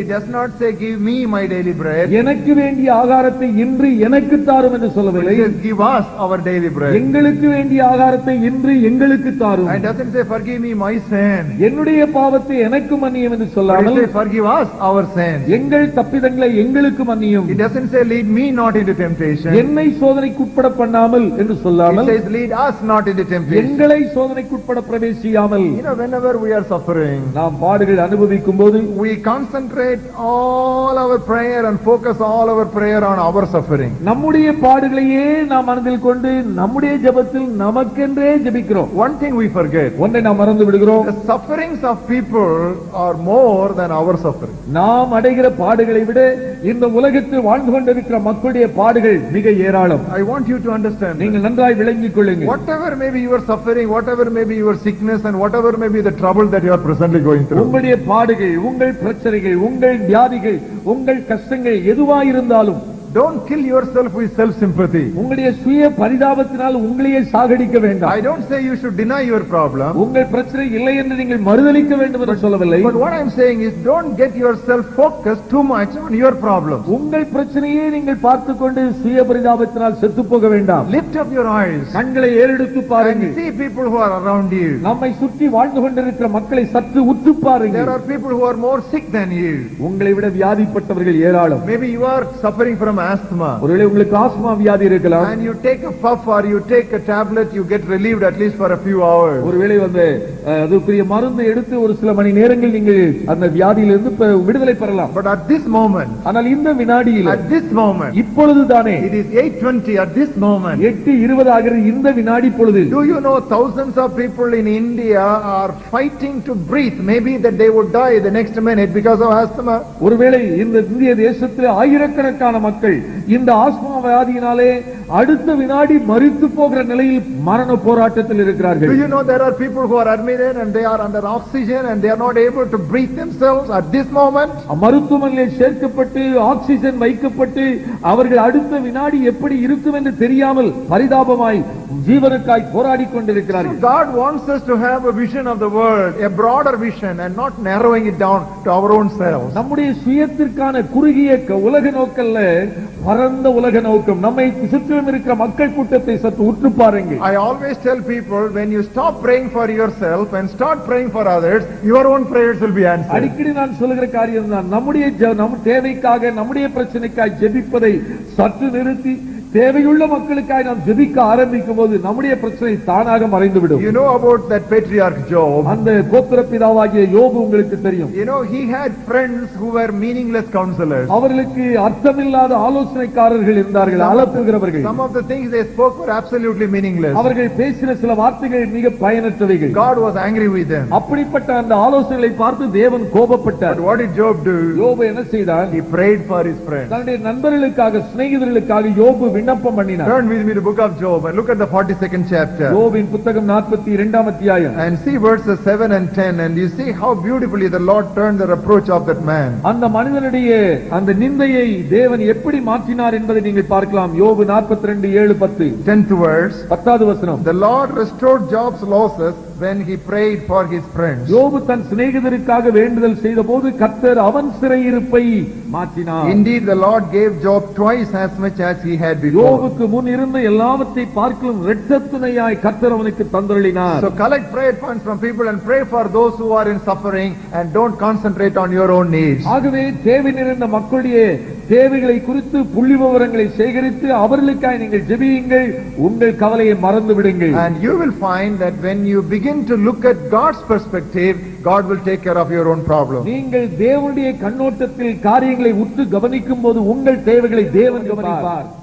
Seventhly, ஏழாவதாக, do not be earthly minded. பூலோக சிந்தையுள்ளவளாய் இருக்க வேண்டாம், பூமிக்கு அடுத்த சிந்தையுள்ளவளாய் இருக்க வேண்டாம். Do not be material minded. பொருளாதார கண்ணோட்டமுடையவளாய் இருக்க வேண்டாம். Heaven is not a supermarket. இந்த பரலோகம் என்பது சூப்பர் மார்க்கெட் கிடையாது. And prayer should not become a shopping list. அதே போல இந்த ஜெபம் என்பது சூப்பர் மார்க்கெட்ல சாமான் வாங்குகிற பட்டியலாய் இருக்க கூடாது. Once again I want to refer to the Lord's prayer. திரும்பவும் இந்த கர்த்தருடைய ஜெபத்தை நான் சுட்டிக்காட்ட ஆரம்பிக்கிறேன். There are 7 requests in the Lord's இந்த prayer. கர்த்தருடைய ஜெபத்தில் 7 விண்ணப்பங்கள் இருக்கின்றன. Hallowed be your name. உம்முடைய நாமம் பரிசுத்தப்படுவதாக, உம்முடைய ராஜ்யம் வருவதாக, Thy will be done. உம்முடைய சித்தம் Give us செய்யப்படுவதாக, this day our daily bread. இன்றைக்கு வேண்டிய ஆகாரத்தை Forgive us எங்களுக்கு our தாரும், trespasses. எங்கள் கடனாளிகளுக்கு மன்னியும், Lead us not into temptation. எங்களை சோதனைக்குட்பட பண்ணாமல் Deliver us எங்களை from ரட்சியும். evil. Deliver us from evil. தீமையிலிருந்து எங்களை ரட்சித்தருளும். There are 7 requests in the Lord's இப்படி prayer. 7 விண்ணப்பங்கள் இருக்கின்றன. Of these 7 இந்த requests, 7 only one refers to our bodily needs. இந்த ஒரே ஒன்றுதான் நம்முடைய சரீரத்திற்கு அடுத்த தேவை.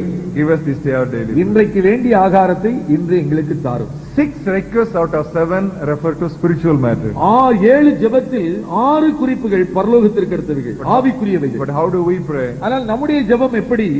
6 we pray for body, bread, bride, everything for us. நம்முடைய ஜெபத்தில் 7 இருக்குமானால் 6 நமக்காகவே, நம்முடைய ஆகாரம், நம்முடைய மணப்பெண் எல்லாம், நம்முடைய வேலை எல்லாம். We always pray for our physical things. நம்முடைய சரீர தேவைகளுக்காகவே நாம் 6 ஜெபிக்கிறோம். Spiritual things are pushed to the orbit, to the இந்த circumference. ஆவிக்குரிய காரியம் எல்லாம் ஓரத்தில், சுற்றுவட்டத்தில் தள்ளப்படுகிறது. Now I want to tell you something. நான் ஒன்று சொல்ல விரும்புகிறேன்.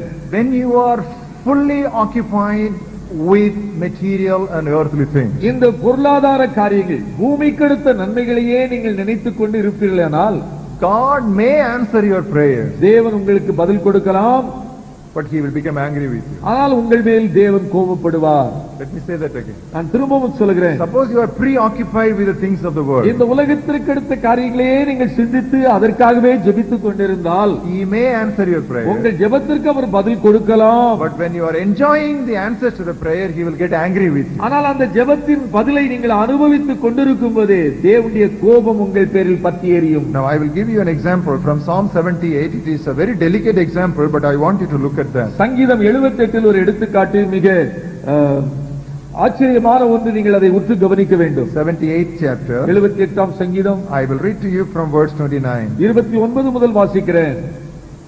They ate and were well filled, and he gave them their own desire. அவர்கள் புசித்து திருப்தி அடைந்தார்கள், அவர்கள் இச்சித்ததை அவர்களுக்கு கொடுத்தார். They were not deprived of their craving, but while their food was still in their mouths, அவர்கள் தங்கள் இச்சையை வெறுக்கவில்லை, அவருடைய போஜனம் அவர்கள் வாயில் இருக்கும் போதே the wrath of God came against them and slew the stoutest of them and struck down the choice men of Israel. தேவ கோபம் அவர்கள் மேல் எழும்பி அவர்களில் கொழுத்தவர்களை சங்கரித்து இஸ்ரவேலில் விசேஷித்தவர்களை மடிய பண்ணிற்று. They asked for non-vegetarian food. அவர்கள் மாம்ச உணவை கேட்டார்கள், God gave them. தேவன் அவர்களுக்கு கொடுத்தார். When they were chewing the meat, அந்த மாம்சத்தை அவர்கள் சுவைத்துக் கொண்டிருந்த போதே, they had not swallowed it, they were still simply அவர்கள் chewing. அவர்கள் அந்த சுவைத்ததை சாப்பிடவில்லை, முடிக்கவில்லை, ஆனால் சுவைத்துக் கொண்டிருக்கும் போதே The anger of the Lord was aroused against them, கர்த்தருடைய கோபம் அவர்கள் மேல் பற்றி எரிந்தது. and he slew the stoutest among them. அவர்களில் சௌகரியவான்களை அவர் கொன்று போட்டார்.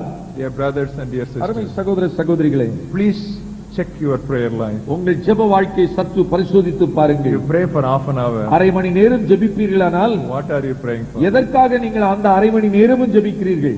Your problems உங்கள் பிரச்சனைகளுக்காகவே ஜெபிக்கிறீர்களோ, or God's desire? இல்லாவிட்டால் தேவ விருப்பத்திற்காக ஜெபிப்பீர்களோ? Let us have a shift in our prayer. நம்முடைய ஜெப கண்ணோட்டத்தில் ஒரு மாறுதல் வர வேண்டும். You are praying for your son who is not saved. ரட்சிக்கப்படாத உங்கள் மகனுக்காய் ஜெபிக்கிறீர்களா? It's okay. நல்லதுதான்.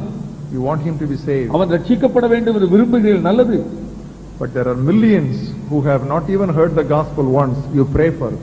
லட்சக்கணக்கான மக்கள் இன்னும் இயேசு கிறிஸ்துவின் நற்செய்தியை ஒருமுறை கூட கேள்விப்படாதிருக்கிறார்கள். அவர்களுக்காக நீங்கள் ஜெபியுங்கள்.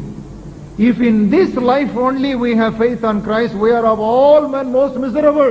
இந்த பூமி இம்மைக்காக மாத்திரம் நாம் கிறிஸ்து இயேசுவில் நம்பிக்கையுள்ளவர்களாய் இருப்போமானால் மற்ற எல்லா மனிதரை பார்க்கலாம் பரிதபிக்கப்படத்தக்கவர்களாய் இருப்போம். What shall we eat? என்னத்தை புசிப்போம்? What shall we drink? என்னத்தை குடிப்போம்? What shall we put on? என்னத்தை உடுத்துவோம்? Don't worry. இதை குறித்து கவலைப்படாதீர்கள். All these things the Gentiles go after. இவைகள் எல்லாம் அஞ்ஞானிகள் நாடி தேடுகிறார்கள்.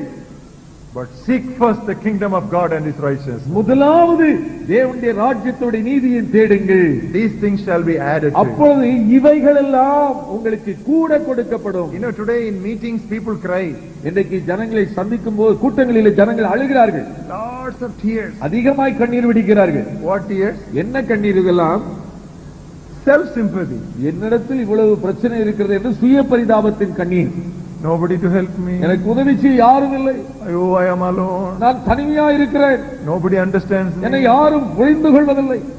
So crying about your problem. இப்படி தன் பிரச்சனையை சொல்லி சொல்லி அழுகிறார்கள். Even the tears are not spiritual tears. They are for material things. இந்த கண்ணீர் விடுகிறார்கள். இந்த கண்ணீரும் பொருளாதார தேவைக்காகத்தான் தவிர ஆவிக்குரியதற்கான கண்ணீர். Who is crying because he has committed sin? நீ பாவம் செய்தாய் என்று நான் பாவம் செய்தேன் என்று யார் அழுகிறார்கள்? Who is crying? He spoke against his pastor. தன்னுடைய போதகருக்கு விரோதமாய் நான் இதை பேசிவிட்டேனே எனக்கு மன்னிக்க வேண்டும் என்று யார் அழுகிறார்கள்?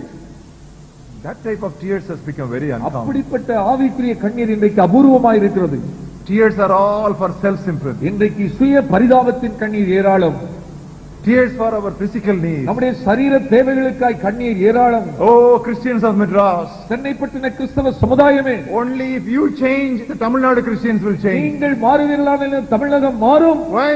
ஏன்? You are the capital Christians. நீங்கள் தான் தலைநகரத்து வாசிகள் கிறிஸ்தவர்கள். Everything gets imported from here. இங்கிருந்தான் இந்த தேச நாடெங்கும் அது இறக்குமதியாகும். Everything goes from Madras. சென்னையில் இருந்தால் எல்லாம் இறக்குமதியாகும். So Madras Christians, you should change. Chennai கிறிஸ்தவர்கள் மாற வேண்டும். You should get out of that earthly material mindedness in your prayer life. உங்கள் ஜெப வாழ்க்கையில் இருக்கிற இந்த பொருளாதார நோக்கத்தை நீங்கள் மாற்றிக்கொள்ள வேண்டும். Don't make cheap hopes to God. தேவனிடத்தில் மிக மலிவான வாக்குறுதிகள் எல்லாம் கொடுக்க கூடாது. There was a பொருத்தனை பண்ணுவது. There was a woman in the Old Testament. பழைய ஏற்பாட்டிலே ஒரு பெண் இருந்தாள். You know what she prayed? அவள் என்ன ஜெபித்தாள்? Lord, ஆண்டவரே, I am barren. நான் பிள்ளை இல்லாதிருக்கிறேன். There is so much of reproach upon me. நான் மலடி என்று நிந்திக்கப்படுகிறேன். If you give me a son, ஆகவே நீர் எனக்கு ஒரு குமாரனை கொடுத்தால் I will give him back to you. நான் அவரை உமக்கென்று திரும்ப கொடுப்பேன். But what do we say? ஆனால் இன்றைக்கு நாம் என்ன சொல்கிறோம்? Lord, I have no child. ஆண்டவரே, நான் மலடியாயிருக்கிறேன். If you give me a child, நீர் எனக்கு ஒரு குமாரனை கொடுத்தால் I will write a testimony for the magazine. நான் பத்திரிகைக்கு சாட்சி எழுதுவேன். There are cheap magazines printing such testimonies also. இப்படிப்பட்ட மலிவான பத்திரிகைகள் இருக்கிறது இந்த மலிவான சாட்சிகள் எழுதுவதற்கு. மட்டரகமான பத்திரிகை. God gives you child and they must print it in the magazine, 2 lines. You are a liability for the kingdom of God. தேவன் உங்களுக்கு குழந்தையை கொடுத்திருக்கிறார், ஆனால் பத்திரிகை நடத்துகிறவர் அதை சாட்சி எழுத வேண்டும். தேவனுடைய செலவு கணக்கு நீங்கள். In 30,000 magazines, your 2 lines should go. 30,000 பத்திரிகைகளில் உங்களுடைய 2 வார்த்தை 2 வரி போக வேண்டும். So what does the poor God get out of this? இந்த ஏழை தேவனுக்கு நீங்கள் எழுதுகிற 2 வரியில என்ன லாபம்? See how much we have come down. அந்த தரத்திலிருந்து எவ்வளவாய் கீழிறங்கி இருக்கிறோம். If you give me a son, I will give him back to you. ஆண்டவரே, நீர் எனக்கு குமாரனை கொடுத்தால் நான் அவனை உமக்கே ஒப்புக் கொடுப்பேன். That's spiritual minded. அதுதான் ஆவிக்குரிய எண்ணம். Eighthly, எட்டாவதாக, do not speak too much. நீங்கள் ஜெபத்தில் அதிகமாய் பேசாதிருங்கள். Do not speak too much in prayer. ஜெபத்தில் அதிகமாய் பேசாதிருங்கள். Matthew's Gospel, 6th chapter, மத்தேயு நற்செய்தி நூல் 6ஆம் அத்தியாயம் verses 7 and 8. 7ஆம் 8ஆம் வசனங்கள். When you pray, நீங்கள் ஜெபம் பண்ணும் போது do not use vain repetitions as the heathen do. நீங்கள் அஞ்ஞானிகளைப் போல வீண் வார்த்தைகளை அலப்பாதேயுங்கள்.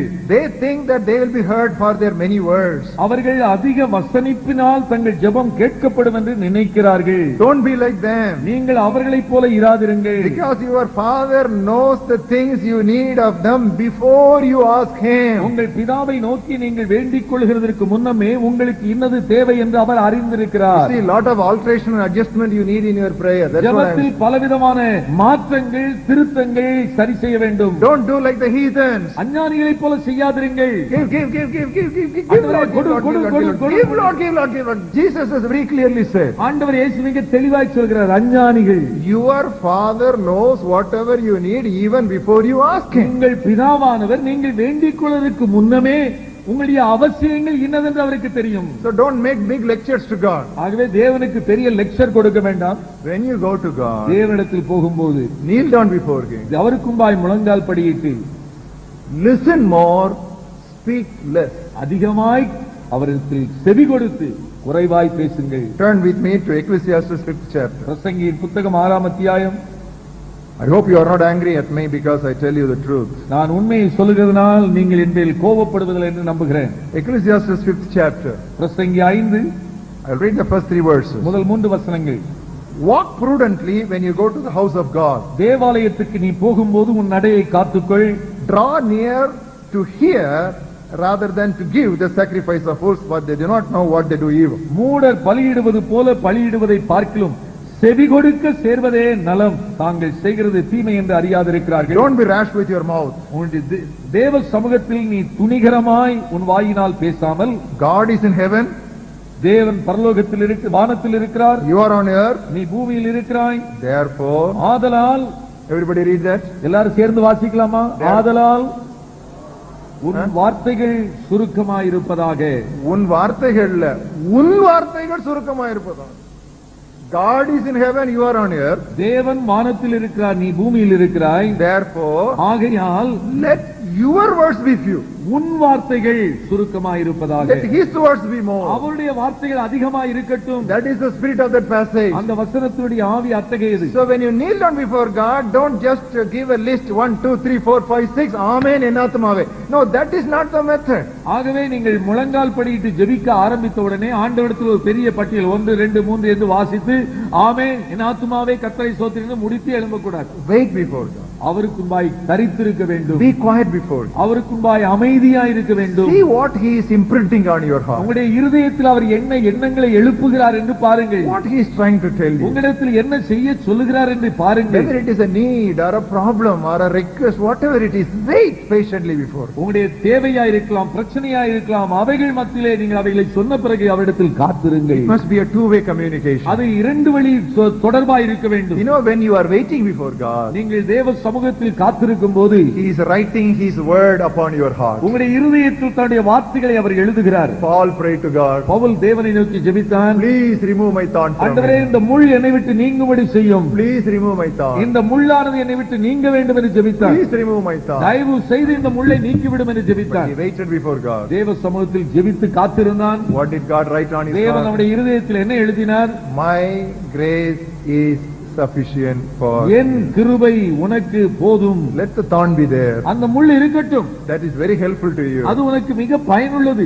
Often it should keep pricking you so that you will keep your head leveled up. அது அடிக்கடி உன்னை குத்திக் கொண்டு இருக்க வேண்டும். அப்பொழுதுதான் உன்னுடைய நிலைமை நிரந்தரமாய் இருக்கும். Don't run here and there to remove that thorn. இந்த முள்ளை எடுப்பதற்காக அங்குமிங்குமாய் வைத்தியை தேடி அலையாது. You be there. இருக்கிற இடத்தில் நில். Let the thorn be there. அந்த முள் இருக்கிற இடத்தில் இருக்கட்டும். My grace is sufficient. என் கிருபை உனக்கு போதும். If he had not waited before God like that, what would have happened? ஒருவேளை அவன் ஜெபித்த விதமாய் தேவ சமூகத்தில் அவன் காத்திருக்காவிட்டால் என்ன நடந்திருக்கும்? Don't preach to God, I said. தேவனுக்கு பிரசங்கிக்க வேண்டாம் என்று நான் சொன்னேன். You know what Samuel said? Samuel என்ன சொன்னான்?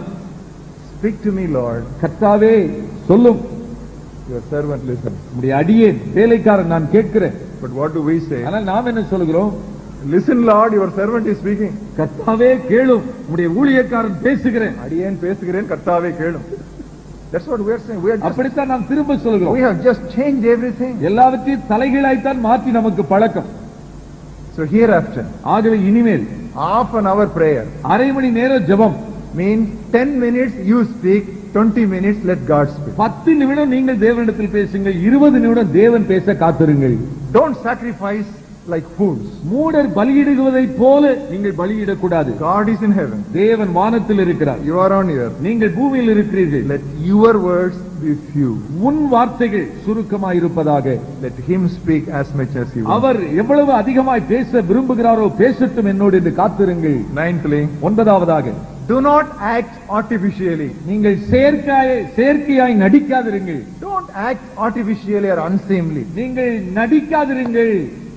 See, more noise does not mean more power in prayer. ஜெபத்திலே அதிக சத்தமிட்டு ஜெபித்தால் அதிக வல்லமையோடு ஜெபிக்கிறோம் என்ற அர்த்தமே இல்லை. See, that is a wrong thinking. அது தவறான கருத்து. That is again a heathenic thinking. அதுவும் அஞ்ஞான மார்க்கத்தினுடைய வெளிப்பாடு. You know, the prophets of Baal were coming around the altar. பாகால் தீர்க்கதரிசிகள் அந்த பலிபீடத்தை சுற்றி சுற்றி வந்தார்கள். You know what the prophet said? தீர்க்கதரிசி என்ன சொன்னார்? Hey, shout again. இன்னும் சத்தம் போட்டு கூப்பிடு. Maybe he is having an afternoon nap after a heavy meal. ஒருவேளை அதிகமாய் சாப்பிட்டு தூங்கிக் கொண்டிருக்கலாம், அவனை எழுப்ப Or வேண்டியதா he இருக்கும். would have gone on furlough. ஒருவேளை அவன் வெளியே போயிருப்பார், அவரை கூப்பிட வேண்டியதா இருக்கும். Cry aloud. சத்தமாய் கூப்பிடுங்க. And they shouted. அவர்கள் அதை கேட்டு இன்னும் கூப்பிட்டார்கள், They jumped. குதித்தார்கள். I want to tell you something. நான் சொல்லுகிறேன், This is very unseemly. இதெல்லாம் மிக அசிங்கமான ஒன்று, அநாகரிகமான ஒன்று. How do you talk to your father? உங்கள் தகப்பனிடத்தில் நீங்கள் எப்படி பேசுவீர்கள்? I have a daughter. எனக்கு ஒரு மகள் இருக்கிறாள், And she comes and asks me. என்னிடத்தில் வந்து அவள் கேட்கிறாள். How does she ask me? எப்படி கேட்பாள்? Very naturally she will tell me. what she இயற்கையாக ஒரு பிள்ளை எப்படி தகப்பனை கேட்குமோ அப்படித்தான் wants. கேட்பாள். Suppose she wants 100 rupees. ஒரு 100 ரூபாய் வேண்டும் என்று வைத்துக் How கொள்ளுங்கள். does she ask me? அவள் எப்படி கேட்பாள்? Papa gave me 100 rupees. எனக்கு அப்பா 100 ரூபாய் கொடுங்கள் She என்று does not கேட்பாள். say, oh, please give me 100. She doesn't shout like that. I will wonder what has happened to my daughter. நன்றாய் விளங்கிக் கொண்டீர்கள், உங்களுக்கு புரிந்துவிட்டது. See, what my daughter needs is 100 rupees. என்னுடைய மகளுக்கு தேவை 100 ரூபாய். She must come and ask me, I am a father. Daddy gave me 100 rupees. நான் அவளுடைய தகப்பனாய் இருக்கிறபடினால் இடத்துல வந்து அப்பா எனக்கு 100 ரூபாய் கொடுங்கள் என்று அமைதியாய் இயற்கையாய் கேட்க வேண்டியதான், அவ்வளவுதான். Don't copy any preacher. எந்த ஒரு பிரசங்கியாரும் ஜெபிப்பது போல காப்பி அடிக்க கூடாது. That is very important. அது மிக முக்கியமானது. Suppose my daughter comes to me. ஒருவேளை என்னுடைய மகள் என்னிடத்தில் வந்து Suddenly she talks to me and she asks me like somebody else's daughter, what will I say? என்னுடைய மகளாய் இருக்கிற அவள் வேறு ஒருவருடைய மகளை போல பேசி என்னிடத்தில் கேட்டால் என்ன நினைத்தேன் நான்? I want natural. நானும் இயற்கையா இருக்க மாட்டேன். Each must be different. ஒவ்வொருவரும் வித்தியாசமா இருக்க வேண்டும். Our God is a God of variety. நம்முடைய தேவன் வித்தியாசமான காரியங்களை உருவாக்கி இருக்கிறார். Beauty in variety. மிக நேர்த்தியான அழகான விதமாய் உண்டாக்கி இருக்கிறார். Uniformity is not beauty. Variety is beauty. எல்லாம் ஒன்று போல இருப்பதுதான் அழகு என்று நினைக்க வேண்டாம். வித்தியாசமாய் நிறங்களில் இருப்பதே அழகு. So be natural in your prayer. ஆகவே ஜெபத்தில் இயற்கையாகவே இருங்கள். There was a woman. அங்கே ஒரு பெண் இருந்தாள். She prayed. அவள் ஜெபித்தாள். Know what the Bible says? வேதம் என்ன சொல்கிறது? Her lips moved, அவளுடைய உதடுகள் அசைந்தது, but her voice was not heard. அவளுடைய சத்தமோ கேட்கப்படவில்லை. And she brought forth the mightiest prophet to Israel. அவள்தான் மிக வல்லமையான பராக்கிரமசாலியான தீர்க்கதரிசியை இஸ்ரவேலுக்கு கொண்டு வந்தாள். Her lips moved, அவளுடைய உதடுகள் அசைந்தது, her voice was not heard. அவளுடைய சத்தம் கேட்கப்படவில்லை. But it was a groaning and anguish that was coming from the depth of her bowels. அவளுடைய உள்ளத்தின் அடித்தளத்திலிருந்து அவளுடைய மன கிளேசத்தினால் ஏறெடுக்கப்பட்ட மிக பாரமான ஜெபம். What are you doing now? இன்றைக்கு நீங்கள் என்ன செய்கிறீர்கள்? நீ என்ன செய்து கொண்டிருக்கிறாய்? Unlearning. நீங்கள் ஏற்கனவே கற்றுக்கொண்டதை கலற்றி கொண்டிருக்கிறீர்கள். It's unlearning. இதெல்லாம் கற்றுக்கொண்டதை கலற்றி விடுகிற நேரம். It's difficult. கடினமாயிருக்கும். But go ahead. ஆனால் நீங்கள் முயற்சிக்க வேண்டும். And you will find a new dimension, chapter added to your prayer உங்களுடைய life. ஜெப வாழ்க்கையில ஒரு புதிய அத்தியாயம் உருவாகும், சேர்க்கப்படும். Can we not pray with emotions? உணர்வுகளோடு ஜெபிக்க கூடாதா? Emotions can be there. உணர்வுகள் இருக்கலாம், உண்மைதான். But emotionalism should not be there. ஆனால் உணர்வின் தத்துவம் என்பது இருக்கக்கூடாது.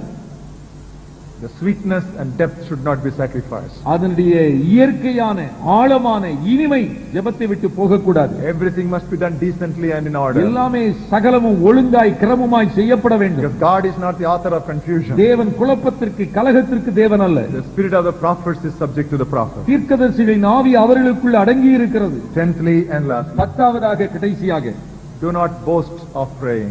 நீங்கள் ஜெபத்தை குறித்து பெருமை பாராட்டுதீர்கள். Don't boast of your praying. ஜெபத்தை குறித்து பெருமை பாராட்டாதீர்கள். This is the very first teaching Jesus gave on prayer. ஆண்டவர் இயேசு ஜெபத்தை குறித்து சொன்ன முதல் போதனை இது.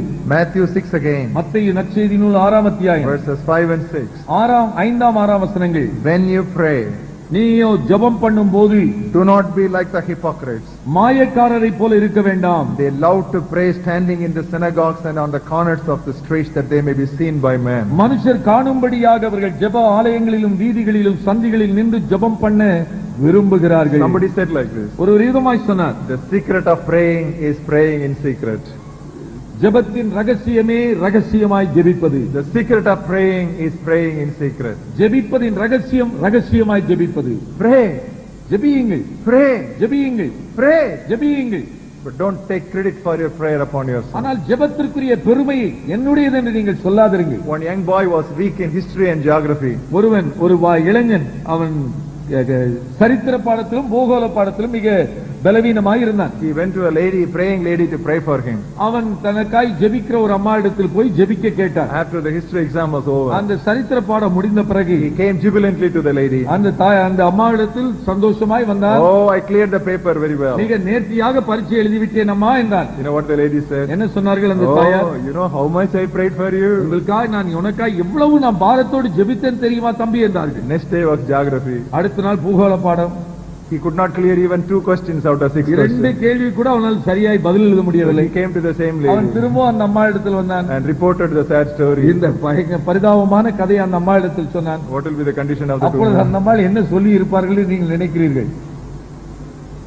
If everything goes all right, we take the credit on ourselves. எல்லாம் நன்றாய் போய் கொண்டிருக்கும் போது நான் ஜெபித்த ஜெபத்தினுடைய பலன் என்று நாம் சுலபமாய் சொல்லிவிடுகிறோம். That is boasting of prayer. அது ஜெபத்தை குறித்து பெருமை. No announcement need to be made, ஜெபத்தை குறித்த விளம்பரம் தேவையில்லை. especially about fasting. குறிப்பாக உபவாசம் பண்ண நாம் தீர்மானிக்கும் போது It should be as silent and secretive as possible. எவ்வளவு அமைதியாக அது ரகசியமாய் வைக்கப்பட வேண்டும் அவ்வளவா இருக்க வேண்டும். But as far as Madras is ஆனால் concerned, சென்னை பட்டணத்தை மட்டும் பொறுத்தமட்டில் the most advertised program is fasting prayer. உபவாச ஜெபத்திற்கு தான் அதிகமான விளம்பர போஸ்டர்கள். Maximum advertisement is for fasting. உபவாச ஜெபத்திற்கு தான் அதிகமான And விளம்பரம். if somebody goes on 20 days fasting, before 20 days it will be known in all churches. 20 நாள் ஒரு உபவாசம் பண்ண தீர்மானித்து விட்டால் அந்த 20 நாள் முடிகிற காரியமெல்லாம் இந்த பட்டணத்தினுடைய எல்லா சபைகளுக்கும் தெரியும். But that is not biblical. ஆனால் அப்படி செய்வது வேதத்தின்படியானதல்ல. You pray, you fast for 20 days or 40 days. Don't let others know that. 20 நாளோ 40 நாளோ நீ உபவாசம் பண்ணினாலும் மற்றவர்களுக்கு தெரிய வேண்டாம். Do it in secret. நீ மறைவிடத்தில் அந்தரங்கமாய் செய். You see how in all these basic things we have gone away from the Bible. இப்படி அடிப்படையான காரியங்களிலேயே நாம் எவ்வளவோ மைல் தூரம் விலகி போய் இருக்கிறோம். So we do everything in public. எல்லாமே வெளியரங்கமாய் செய்துதான் விளம்பரப்படுத்தி தான் செய்வோம். Everything we give publicity. எல்லாமே விளம்பரப்படுத்துவோம். So what happened? என்ன நடக்கிறது? We accomplish very little for God. ஆகவே தேவனுக்காய் நாம் ஒன்றும் அதிகமாய் சாதிக்கவில்லை. Pray, அதிகமாய் ஜெபியுங்கள், pray, ஜெபியுங்கள், pray. ஜெபியுங்கள். But ஆனால் finally don't depend on your prayer, depend on God. உங்கள் ஜெபத்தை சார்ந்து முடிவில் நிற்க வேண்டாம், தேவனை சார்ந்து நில்லுங்கள். This lesson I learned only very recently. சமீபத்தில் நான் அந்த பாடத்தை நான் கற்றுக்கொண்டேன். I was otherwise thinking everything depends upon my prayer. நான் அடிக்கடி நினைக்கிறது என்னுடைய ஜெபத்தில் தான் எல்லாம் நடக்கிறது என்று. No, things do not depend upon my என்னுடைய prayer. ஜெபத்தினால் ஒன்று நடப்பதே இல்லை. Things depend upon God who answers my prayer. நம்முடைய ஜெபத்திற்கு பதில் கொடுக்கிற தேவனை தான் அது சார்ந்து இருக்கிறது. God may be all in all. தேவனே சகலத்திற்கும் சகலமாய் இருக்கும்படியாய். Let God be God. தேவனே தேவனாய் இருக்கும்படியாய். He will not share his glory with any spiritual exercise. தன்னுடைய மகிமையை எந்த ஒரு ஆவிக்குரிய பயிற்சிக்கும் அவர் பகிர்ந்து கொடுப்பதில்லை. God is God. தேவன் தேவனாய் இருக்கிறார். Whether I pray or not, God is God. நான் ஜெபிக்கிறேனோ ஜெபிக்கவில்லையோ தேவன் தேவன்தான். Whether I worship or not, God is God. நான் ஆராதித்தாலும் ஆராதிக்காவிட்டாலும் அவர் தேவன்தான். I cannot add anything to God or subtract anything from God. நான் தேவனோடு எதையும் சேர்க்கவோ இல்லாவிட்டால் தேவனிடத்தில் எதை கழிக்கவோ முடியாது. God is God. தேவன் தேவனாய் இருக்கிறார். So that is ultimate worship. அதுதான் முடிவான ஆராதனை. Leave everything into the hands of God. எல்லாம் தேவனுடைய கரங்களில். Very interestingly, மிக ஆச்சரியமாய் all the 10 lessons we have learned today are available in the Lord's Prayer. இந்த 10 படிப்பினைகளும் கர்த்தருடைய ஜெபத்தில் தான் இருக்கிறது. Number 1, ஒன்று, don't force God. தேவனை கட்டாயப்படுத்த வேண்டாம். What do we read in the Lord's Prayer? கர்த்தருடைய ஜெபத்தில் என்ன வாசிக்கிறோம்? thy will be done. உம்முடைய சித்தம் செய்யப்படுவதாக. Number 2, இரண்டாவதாக, do not accuse Satan. சாத்தானை குற்றப்படுத்த வேண்டாம். What is that we have learned? நாம் என்ன In கற்றுக்கொள்கிறோம்? the last prayer it says, deliver us from evil.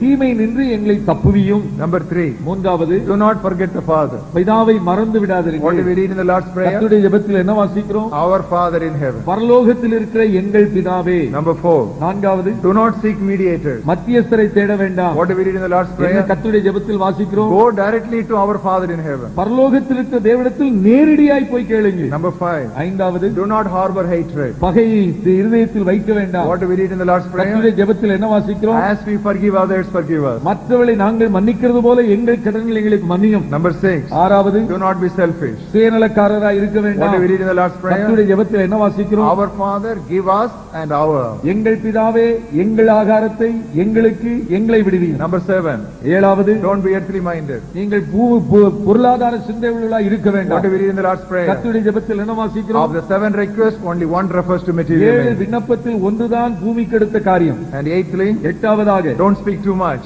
நீங்கள் அதிகமாய் பேச அளப்பாதிருங்கள். What do we read in the last prayer? கர்த்தருடைய ஜெபத்தில் என்ன வாசிக்கிறோம்? The shortest but the greatest prayer in the world. உலகத்திலே மிக சுருக்கமான ஜெபம் பெருக்கமான ஆசீர்வாதம் கொண்டு வருவது. Number 9, ஒன்பதாவது, don't act artificially. நீங்கள் நடிக்க வேண்டாம். And Jesus said, இயேசு சொன்னார், after this manner you will pray. ஜெபம் பண்ண வேண்டிய விதமாவது. Number 10, பத்தாவது, do not boast of praying. ஜெபத்தை குறித்து மேன்மை பாராட்ட வேண்டாம். Why? ஏன்? For yours is the kingdom, glory and power forever and ever. ராஜ்யமும் மகிமையும் வல்லமையும் என்றென்றைக்கும் உம்முடையவைகள்.